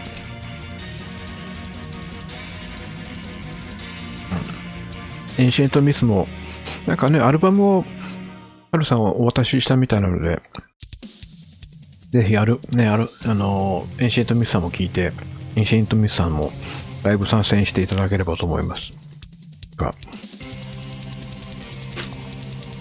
エンシェントミスさんはすごくかっこいいバンドですので、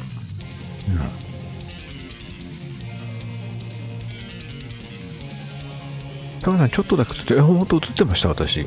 うまく隠れたつもりだったんだけど。集合写真見たとき、レア君背高いが後ろの人みんなでだと心配しました。ちょうどね、レア君が手を挙げてくれたので、それに隠れるように、はい、下向いてました。このライブで観客席に高橋さんとレア君が普通にいて面白かったです。でもね、2階の関係者席が広ければ、2回行ってましたけど、狭い時は、うちらみたいなゲストは、関係者、本来の関係者に譲らないと、そこは失礼に当たりますので、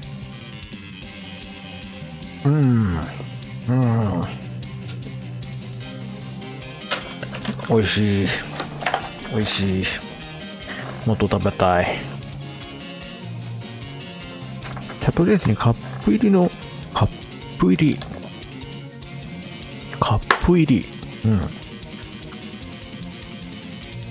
磯辺餅の中にカップが入ってるわけじゃないよね。カップの中に入ってるってことだよね。ニセミスのライブ行くと、ハル先生の優しさと気遣い。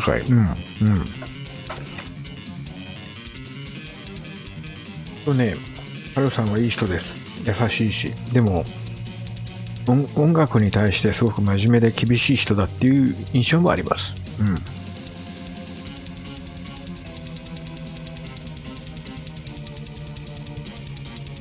ストレートなら他にもあります。うん。まあ、ぜひ、磯辺、団子磯辺、まあ、磯辺餅でもいいんですけど、食べてみてください。うめえ。腹が減って仕方がねえ。まだご飯を炊いていいんなら延長しましょうって。コンティニューコインすいません。ありがとうございます。そう自分ね、もうその配信を延長させてもらえるのが当たり前になってしまったのか、皆様から延長コインをいただいてるからこそ、こうやって2時間も配信できてるってことをね、忘れかけてるなっていうのを思いました。今更ですが気づきましたよ。本当に延長コインはいつもありがとうございます。本当ならツイキャスっていうのは30分区切りなんだよね。で時間を気にせずくっちゃべってスイーツ食べてられるのも皆様のおかげなんですよ。本当に。ね、ここを忘れちゃいけないね。ほんとすいません。もうちょっと謙虚に生きたいと思います。カップにお餅が4つ入って、へえ、そうなんだ。今日のご飯のお供、何も考えておりません。赤飯タコしか考えてないから、何かしら食べると思います。非常食は結構ね、充実してますので、私。袋麺、カップ麺というかカップ焼きそば、ツイキャスで当たった、ラーメン、ハンバーグは解凍に時間かかるから無理だとしても、レトルトのカレーもあるでしょ。で、卵さえ使えば、なんか、チャーハンの素シリーズの、ドライカレーとか、ガーリックライスとかチキンライスっていうのがあって、それもあるでしょ。あと何があったっけな。なんか結構いろいろ、生麺の焼きそばもあるし、いろいろね、買い込みましたよ、この前。どんだけ外に出る気ないんだと思われるかもしれないけど。でもね、こういう非常の時のために、あとね、ソーセージが、香薫ウインナーが何袋あるんだろう。めっちゃ買ってあります。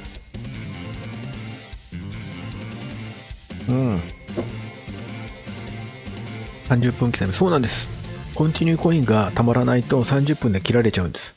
で、そこから再開する形なんですが、もう本当ね、もう本当にいつも見ていただいている皆さんに、私ちょっと甘えきってますので、当たり前のようにね、そのコンティニューコインをもらえるようになってしまったので、それがもうね、当然のように延長できて2時間やれるっていう、この思い上がった姿勢で言いましたが、本当にいつも皆さんのおかげで、配信途中途切れることなく、安心して、美味しいスイーツを食べられております。本当にありがとうございます。皆様のおかげです。感謝の気持ちをね、こうネット上ではなく、ネット向かって一人一人にお伝えしたいところなんですが、私、現実には実在しない人間なので、なかなかそれも難しいと。気持ちだけでも皆様一人一人にハグしていきたいと思いますので、今日、寝て夢の中でうなされてください。枕元にぼーっと立って間違えて首絞めたらごめんなさいね。ハグして周りに行きますので、うなされてください。チャーハンおかずに赤飯を食べましょう。それもいいんだけどね、でも赤飯炊いてたらチャーハン用のご飯炊けないじゃんって話ですよ。だから的にこれを入れると最強と、これがないとダメっていう調味料。そうね、これがないと愛情ですかね。何言ってんだ私。調味料か。なんだろう、あんまね、調味料使わない人間なので、唯一自分が使ってる調味料は、香味シャンタンっていう中華系の出汁ぐらいですかね。あとね、塩も、なんだっけな、差し入れでもらったとか、人からもらったものしかないし、うちね、醤油ないでしょ。マヨネーズないでしょ。ケチャップないでしょ。ステーキ丼やるときのためのクレイジーソルトがあったりはするけど、あと焼肉のタレがあったりしますけど、それだけですね。調味料ほんと使わないんですよ。外食行っても私餃子に何もつけないで食べる派だったりするし、そんな香味シャンタンくらいしかないかな。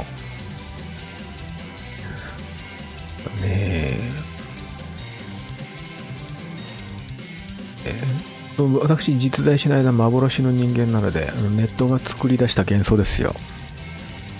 なので、実在されてないたくさんとツアーでグータッチ、あなた私が見えるのかい？十分多分、ゆかちゃんさん呪われてると思いますよ、それは。お祓いとお焚き上げをおすすめいたします。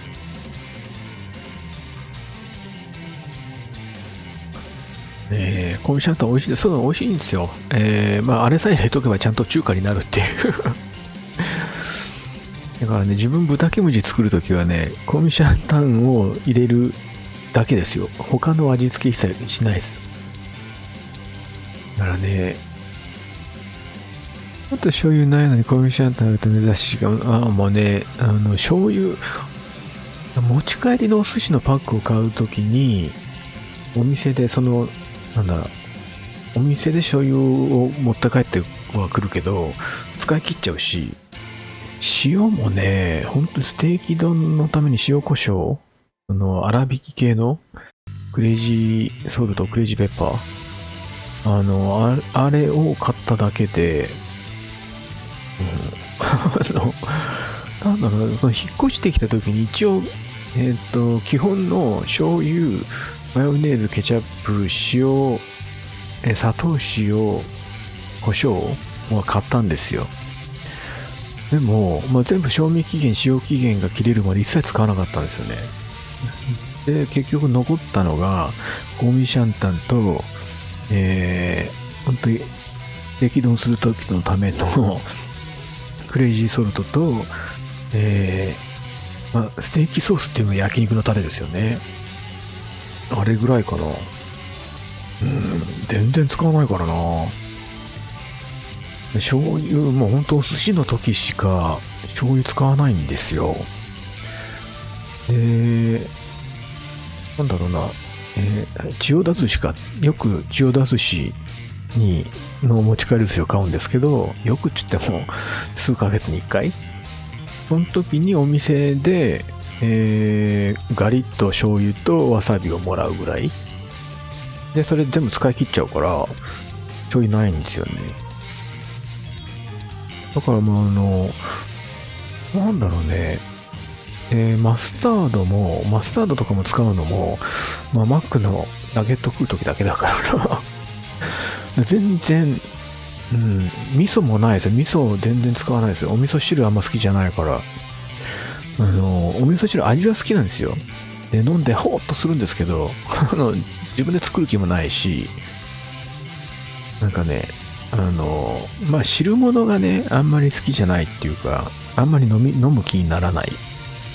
なぜなら、汁物でお腹が膨れるのが嫌だからです。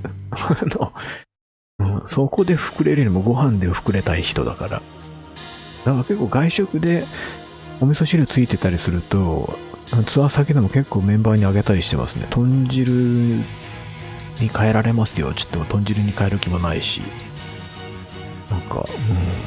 なんかね、子供の頃から必ず夕飯にお味噌汁とかなんか汁物が出てたんですけど、それで飲みすぎたのかもしれないから、なんかもう飽きちゃって、美味しいのは美味しいんですよね。好きなんですよ。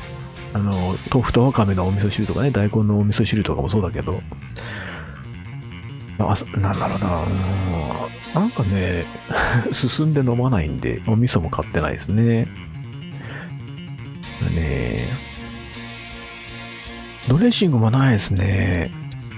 まあ、野菜を買わないからっていうのもあるけど、もともと、なんだろう、まあ、とんかつ屋さんとかでも、まあ、とんかつにね、ソースとかかかってたり、まあ、ソースがね、小皿で入ってたりするじゃないですか。まあ、とんかつとキャベツならキャベツを一緒に食べるから、別にいらないんですよね。まあ、外食でサラダ食べるときはもうかかってるから、あれだけど、自分でサラダ買わないしな。まあ、サラダを買ってた時も、まあ、例えばカレーがあって、サラダがあってってなると、カレーと一緒に野菜食べてるから、ドレッシングいらなかったりするし、なんかそんな感じですね。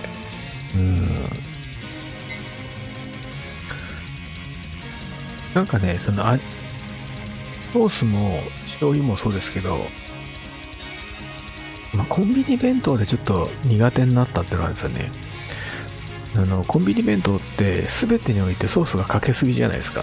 ハンバーグソースもそうだし、醤油、タルタルソース、マヨネーズ、ケチャップ、めっちゃかかってるでしょ。で全部それを削ぎ落として食べてたんですよ。もうそのソースの味しかしないから。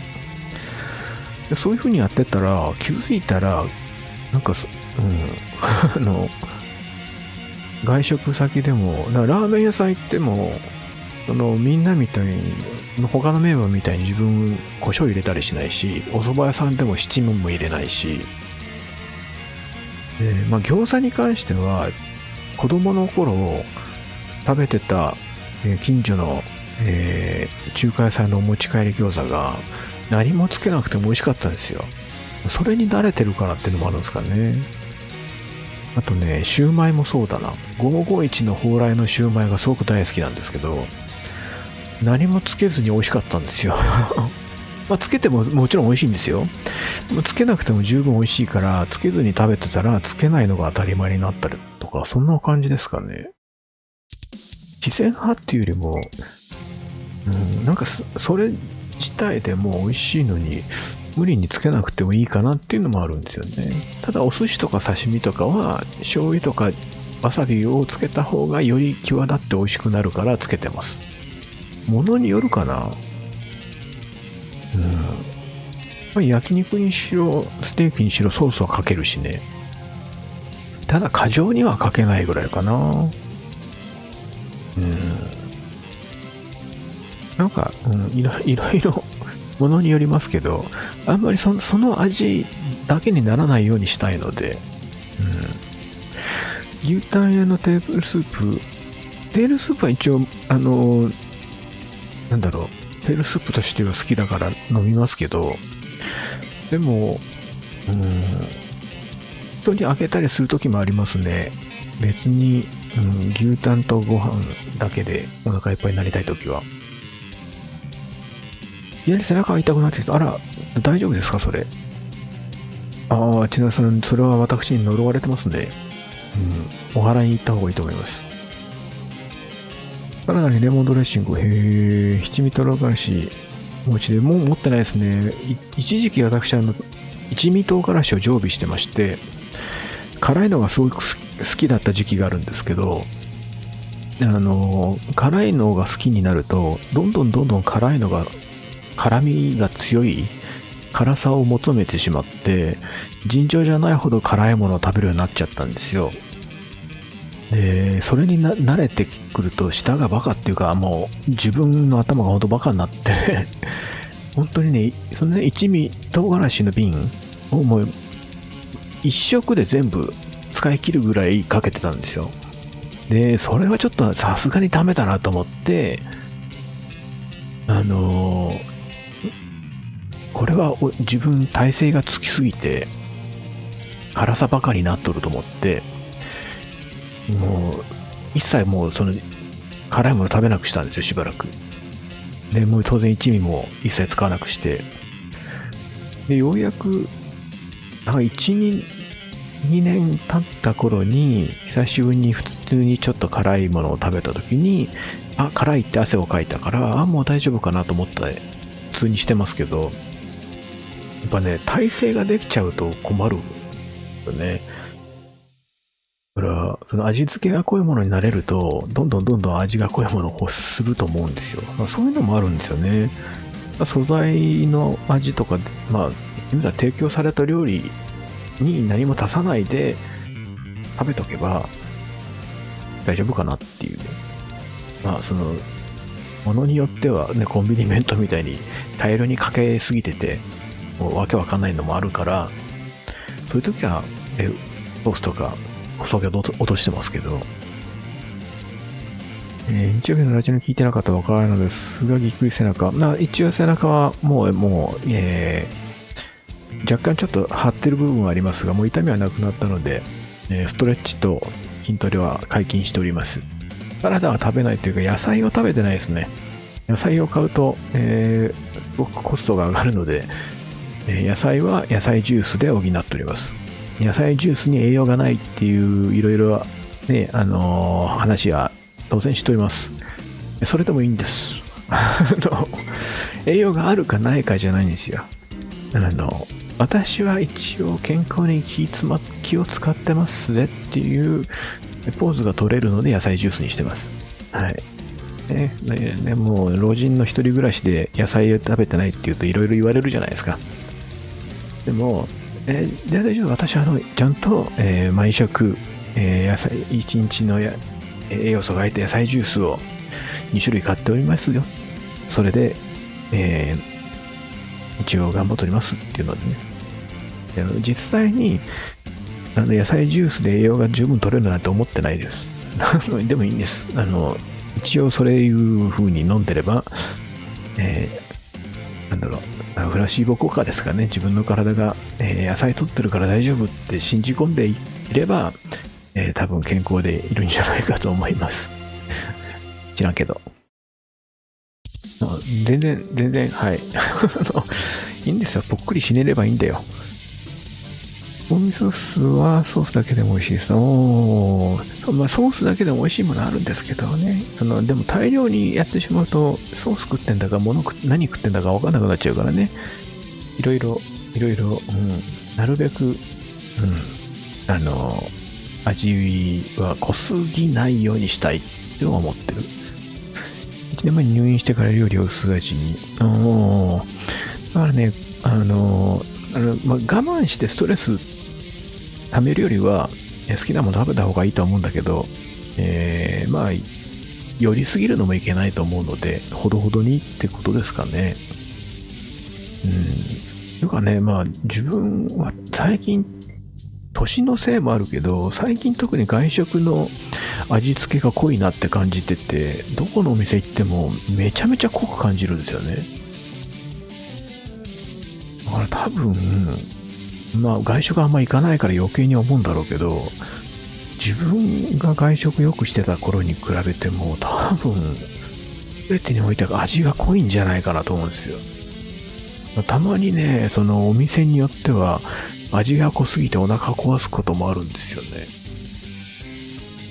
単純に年なのかな。こんなにこれしょっぱいもんだっけとか、こんなにくどかったっけって思う時もあるのでね。もう美味しけりゃいいんですけどね。濃すぎるっていうのはね、ちょっと、人を呪うことも癒すこともで、癒しは、私は担当外でございますね。呪うことぐらいしかできないですけど。ね、アメリカは味が濃そうなイメージ。アメリカはそうですね。アメリカは基本的に健康志向なくせに、下音痴っていうイメージですね。もうソースで、味付けでごまかしてるイメージなんで、すっごい高級レストランに行けば違うっていうみんな言うんですけど、お互いところ行ってそれはね、いい素材使ってるかもしれないけども、言うてやでっていうね、こんなこと言ったら怒られるかな。でもね、自分の印象だと、日本でそこそこの値段出したら当然のように食べれるものが向こうですごいお金を出さなきゃ食べれないようなイメージ。味付けにこだわってないというか、その素材の味付けに味にこだわってない。味付けは基本、大抵のところは市販のソース使うし、なんだろうな、料理方法、なんだろうな、ヨーロッパは特にそうだけど、アメリカでも、せっかく旨味とか出汁が出た茹で汁とかスープをそのまま何の躊躇もなく捨てたりするからなんか旨味とか全部できった野菜とかをなんか茹でて出汁とかなんかね旨味とかできった野菜とかカスカスの肉をなんか味の濃いソースバーってかけてさあお食べ美味しいでしょみたいな感じなイメージなんですよね。その割に健康志向なんですよね。なんかよくわかんないけどね、アメリカって。まあまあね、そのジャンクフードが、アメリカは一番美味しい感じがするので、なんだろうな。まあまあ、アメリカにしかないっていう調味料は、なんだろう。アメリカでしか食べないのでグレービーソースとか、あとステーキといえば A1 ステーキソースが有名だったりするし、でもどこ行ってもね、A1 ステーキソースはテーブルに置いてあるしね、ハインツのケチャップと、マスタードはどこだっけな。まあマスタード、ケチャップ、マヨネーズはもう本当に定番の、メーカーが必ず置いてあって、マスタードとあと、ピーナッツバターか。で、ステーキソースは A1 ソースが必ず置いてあって、塩もでっかい、こんぐらいの円筒の筒に入った青いパッケージの塩をみんな使ってたし、なのでどこで食っても同じなんですよ。家で作ろうが、お店で食おうが、同じ味付けだから。まあ今は分かんないですよ。自分がいた当時に比べると、より健康志向になったみたいなので、全然違うとは思うんですけど、何年か前にアトランタ行った時食べたものが、自分がアメリカ行った時に比べて激まずになってたから、多分、健康志向が行き過ぎてさらに下うんちになってるかと思うんですが、まあでもね、味わい、旨味が分かったがどうのこうのとか覚えてるけど、多分勘違いだと思うんですよ、あの人たち。なんかね、だしの文化があってよかったなと思います、私は。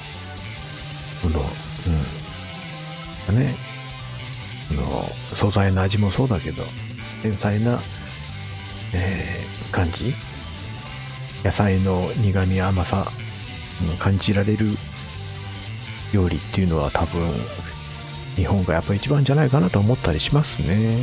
まあ反論は認めますよ。私の意見が全てじゃないですからね。ダイエットを意識するときは何をメインに食べますか？私のダイエットは食事制限は一切しないので、まあ間食しないぐらいですか。ご飯の量も減らさないし、運動はもう筋トレで痩せる感じですね。まあ、ご飯の量を減らすぐらいだったら太ったままでいいっていうかストレスを溜めたくないんですよ、痩せるために。なんかね、お腹空いてキューキューにそうだけど痩せなきゃっていうの嫌なので、今まで通り普通に美味しくご飯を食べて、運動をすることでカロリー消費してっていう痩せ方ですね。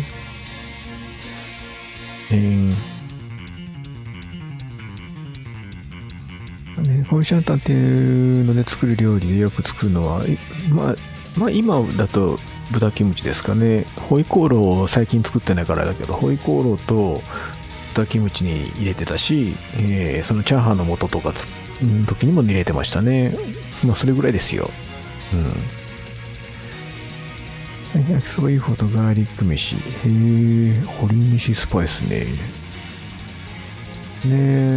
レア君もね、ちゃんと料理をするから、豆板醤とかいろいろ持ってましたけどね。でも全然です。はい。っていうかもう、12時過ぎてんじゃん。塩分取りすぎは危険っていうけどね、まあ、人にもよりますし、もともと日本人は塩分が強めの食事が多かったわけでしょ。まあ今、今っていうかね、西洋文化が入ってきて、味の濃い食事が当たり前になってきて、まあ日本食でもそうですけど、豊かになった分、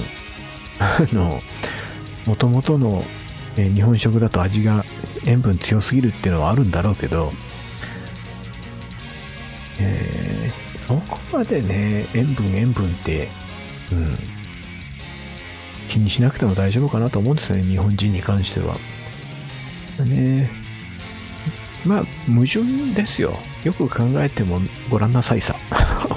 ご覧なさいさって。塩分気をつけろって言われには夏場はね、塩分のめちゃめちゃ入った塩キャンディーだとか、塩キャラメルだとか、ね、塩系のドリンクとかが普通に飲めって言われるわけでしょ。なんかね、そういう企業戦略とか、医療関係の、血圧の下げる薬を売りたい一部界隈の人たちの口車にあんま乗っちゃいけないなと思いますよ。あまりね、大した根拠もない適正の血圧数値とかね、それにこだわりすぎてるとストレスになりますし、人によっては高めの血圧じゃないと困る人もいるわけですし、あと年齢がいって血圧が上がるのは当たり前なわけですよ。いろいろ劣化してるわけだから。健康な状態でも若い時よりも圧力を上げないと血が巡らないから血圧が上がるわけであって、それを大した医学的根拠もないのにここの数値まで下げないと、適正にしないとっていうのを鵜呑みしてるとね、製薬会社さんだけが喜ぶだけですよ。一昔前に比べて適正とされる血圧の数値がちょっと下がりましたけど、あれも結局そうしないと薬が売れないからじゃないですか。だからね、そういうのも考えて、自分のベストの血圧が何か分かってればいいんですよ。体に負担が、ね、ない状態で。まあなぜ私がそういうことを言うかとですね、自分の体は結構特殊な部分がありまして、まあ、これも遺伝なんですけど、自分の肝臓の数値っていうのは、言ってみたら健康診断の数値、適正数値で考えると私死んでるレベルでなぐらい基準というか正常な数値が高いんですよ。まあお酒飲みの人が数値が高くなるよって言われてるガンマ GTP っていう数値なんですけども、あれはだいたい60ぐらいなのかな。60とかが、正常な範囲なんですけど、私それのね、7倍以上あるんですよ。ひどい時はほぼ10倍限界数値を超えとるわけですよ。で、その数値、自分が叩き出した、ガンマ GTP の500台、460とか500台っていうのは、肝硬変レベル、特殊レベルなんですよ。もうすぐ即入院して手術レベルの数値なんですけど、精密検査をしてもらったんですよ。肝臓から胆管、胆の膵臓すべてもう精密検査をしてもらってエコーも取って、でより詳しい血液検査もしました。いろんな検査をしたけどめちゃめちゃ肝臓綺麗だし、どの臓器も炎症何一つ起こしてませんと。で、私は本当にお酒を全然飲まないので、まあお医者さんね、過去何回精密検査しただろうって感じなんですけど結局今まで大きな病院で検査してもう体質ですねって言われるんですよ。で、最後に検査した時に、その先生は、肝臓とかの専門医ではないんだけど、お知り合いに日本で指折りの肝臓とかの、権威の先生とお知り合い、仲がいい方がいて、数値だけ見て慌てて、大きな病院のその先生紹介できますよって言ったんですけど、私の話を聞いて、でじゃあ一応、ね、その病院でできる、そこまで大きい病院じゃないけど、町の病院でクリニックでできる精密検査をじゃあちょっとしてみましょうと。でそれで問題なければ、大病院に行かなくても済むようにしますっていうのでやって、結局、あまりにも私が、そのガンマ GTP の数値が異常なだけで、他があまりにも健康だから、血管年齢その時ね、10歳若かったですからね。でそれを考えるとね、もうそういう体質なんだと。だから血圧も、いわゆる整合性が取れないんですよ。その数値だけやたら高いのに、他が全部、すごく健康。なんなら、年齢よりも若くて数値が出てるみたいなね。そういうのがあるから、数値だけにとらわれちゃいけないなって、自分のベストな数値、その年齢のベストな数値が何かっていうのが分かってて、それより大幅に上回ったり下回ったりしなければ健康なんだっていうのを分かってれば、なんかね、今日は塩分取りすぎかもとか、油分がどうのこうのってストレスを溜めて、せっかくの、毎日の美味しい食事を、楽しい食事を、なんか、辛いものにするのはもったいないじゃないかと思うのが私の考えでございますよ。長々と喋ってんじゃないよ。12時過ぎてんだよ。そんな感じでございます。はい。なんかね、全然音楽と関係ない話だよ。もう、ちょっと待ってね。日本食万歳日本人。そんな日本食が一番美味しいと思います。てか日本食じゃなくても日本で食べる海外の料理も美味しいと思います。日本人にようにアレンジされたもの。青いラベルはギャバンではないですね。なんだか、向こうの青いパッケージ、水色のパッケージなんですけど、パッと見ね、洗剤に見えるパッケージなんですよ、向こうの。センスないなと思うんですけど、みんな持ってましたね。ていうか、それが一番大量に安く買えるからっていうのもあるんでしょうけど。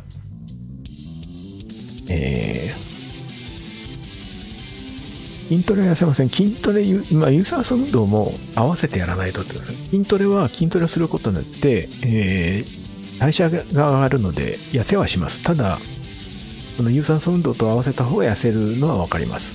でも筋トレは筋トレで大事です。特に、年老いてからの足腰、背中を強化しなきゃと思ってるので、いろいろね、ベース弾いてたこともあって、肩を痛めたりしましたけど、いわゆる四十肩とか、みんなが肩が上がらないんですとかっていうのは経験したことがないので、ストレッチ筋トレは有効だと思いますね。いろんな意味で。ツアーが始まるとどうしても各地で外食。そう、ツアーが始まるとみるみる太りますので、今のうちに痩せなきゃいけないんですよ。いつの時代から海外の料理は日本に入ってくるの？言ってみたらね、カステラとかもそうだし、天ぷらもそうだけど、昔から海外のものが入ってきてはアレンジして日本人に合わせたわけでしょ？なんだっけ？肉じゃがもそうなんでしょ？あれってビーフシチューだけ何かを再現するのに、レシピも何もなく、伝聞だけで無理やり作ったのが肉じゃがだったんでしょ？そんな感じで、過去いろいろね、その外国の情報だったり、外国人が食べてるものを、とか、あと、日本からその派遣された人が、外国で食べたものを、うろ覚えで再現しようとしたものが入ってきたりとかっていろいろあったろうから、はるか昔からあるんでしょうね。で、次は牛タン、キスケサタラーメン、ゲル本店さんですね。キスケがいいとかっていうわけではないんですけどね、次違うとこ行こうかとは言ってるんですけど、で、ラーメン末広さんは自分以外のメンバーが結構行きますね。自分とは基本ツアー中ラーメンは禁止にしてるので、長野県が県を挙げて減塩に取り組んで、へえ、そうなんだ。へえ。事務や健康体になった時が。でもそれまで取りすぎてたんじゃないですかね。減塩が悪って言ってるわけじゃないですよ。いろいろね、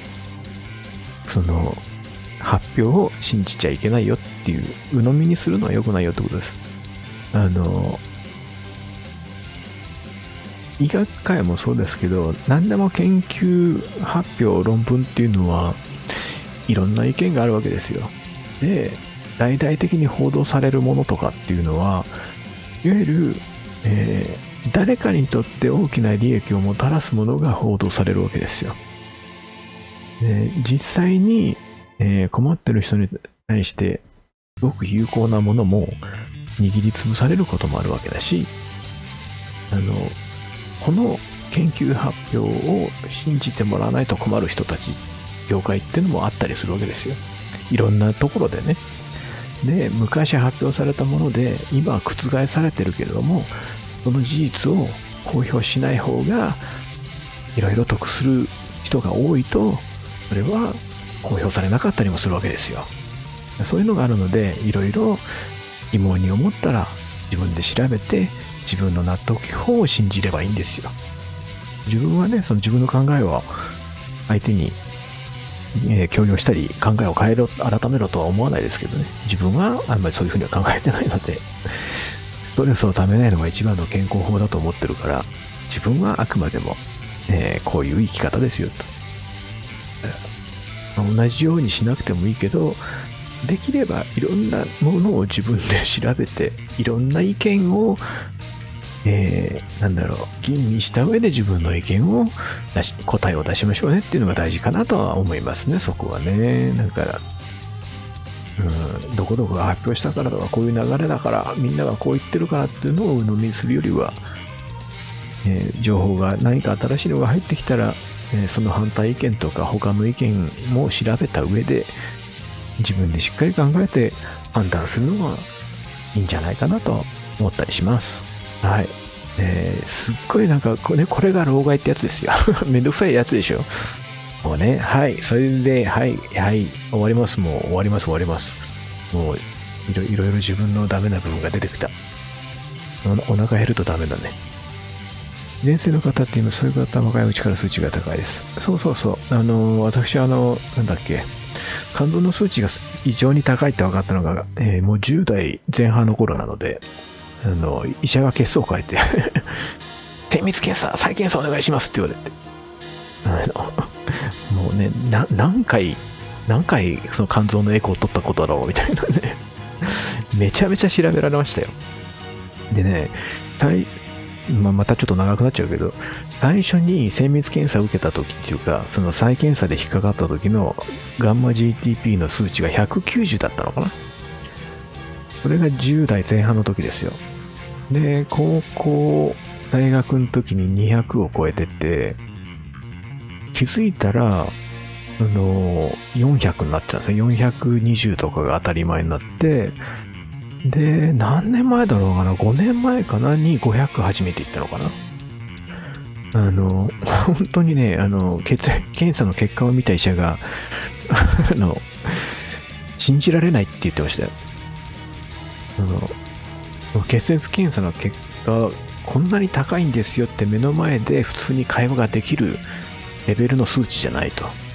あなた死んでなきゃおかしい数値ですよって言われて、ですよねって、だから毎回言ってるじゃないですかみたいなね。そんな感じですので、はい。遺伝です。うちの親はね、母親なんですけど、そこまで高くないんですよ。多分まだ120とかぐらいだったのかな。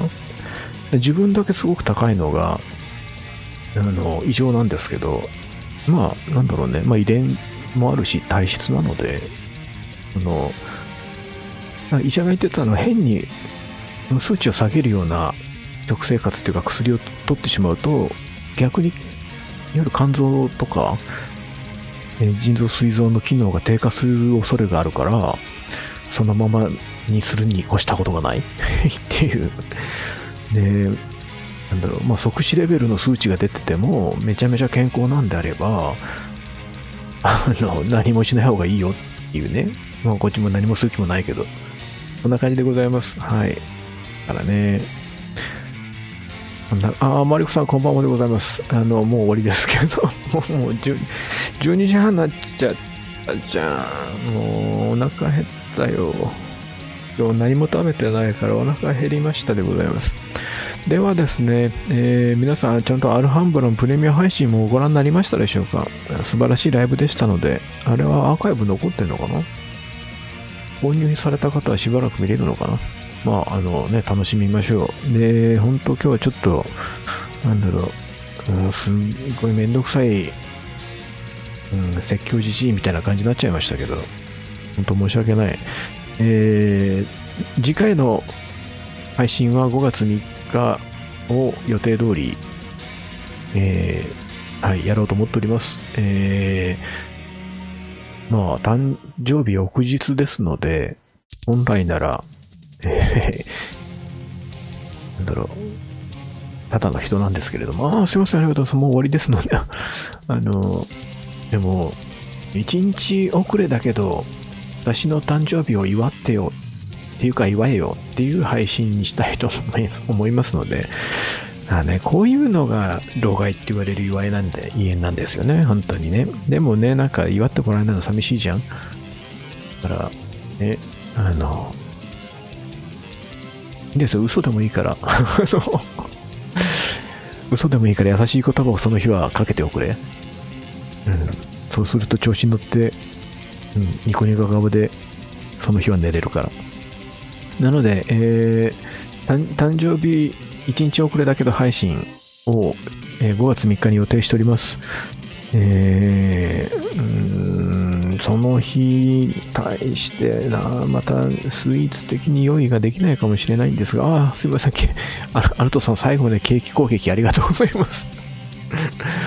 はい、なるべくね、ちょっと、誕生日配信にふさわしいものは用意したいなと思ってるんですが、3日、私のそのわがままにお付き合いいただければと思います。はい、誕生日配信をしたいと思いますので、残念ながらちょっとガルネリネタはないとは思うんですが、はい、だらだらと、配信していきたいと思いますので、でもう文字でコメントを入力するだけだから、心にもない、ね、優しいコメントでもいいですから、別にね、別に、鼻ほじりながら、はいはい、おめでとうって打ってくれたら、それで私喜びますので、年に一度のことですので、優しくいたわってください、私を。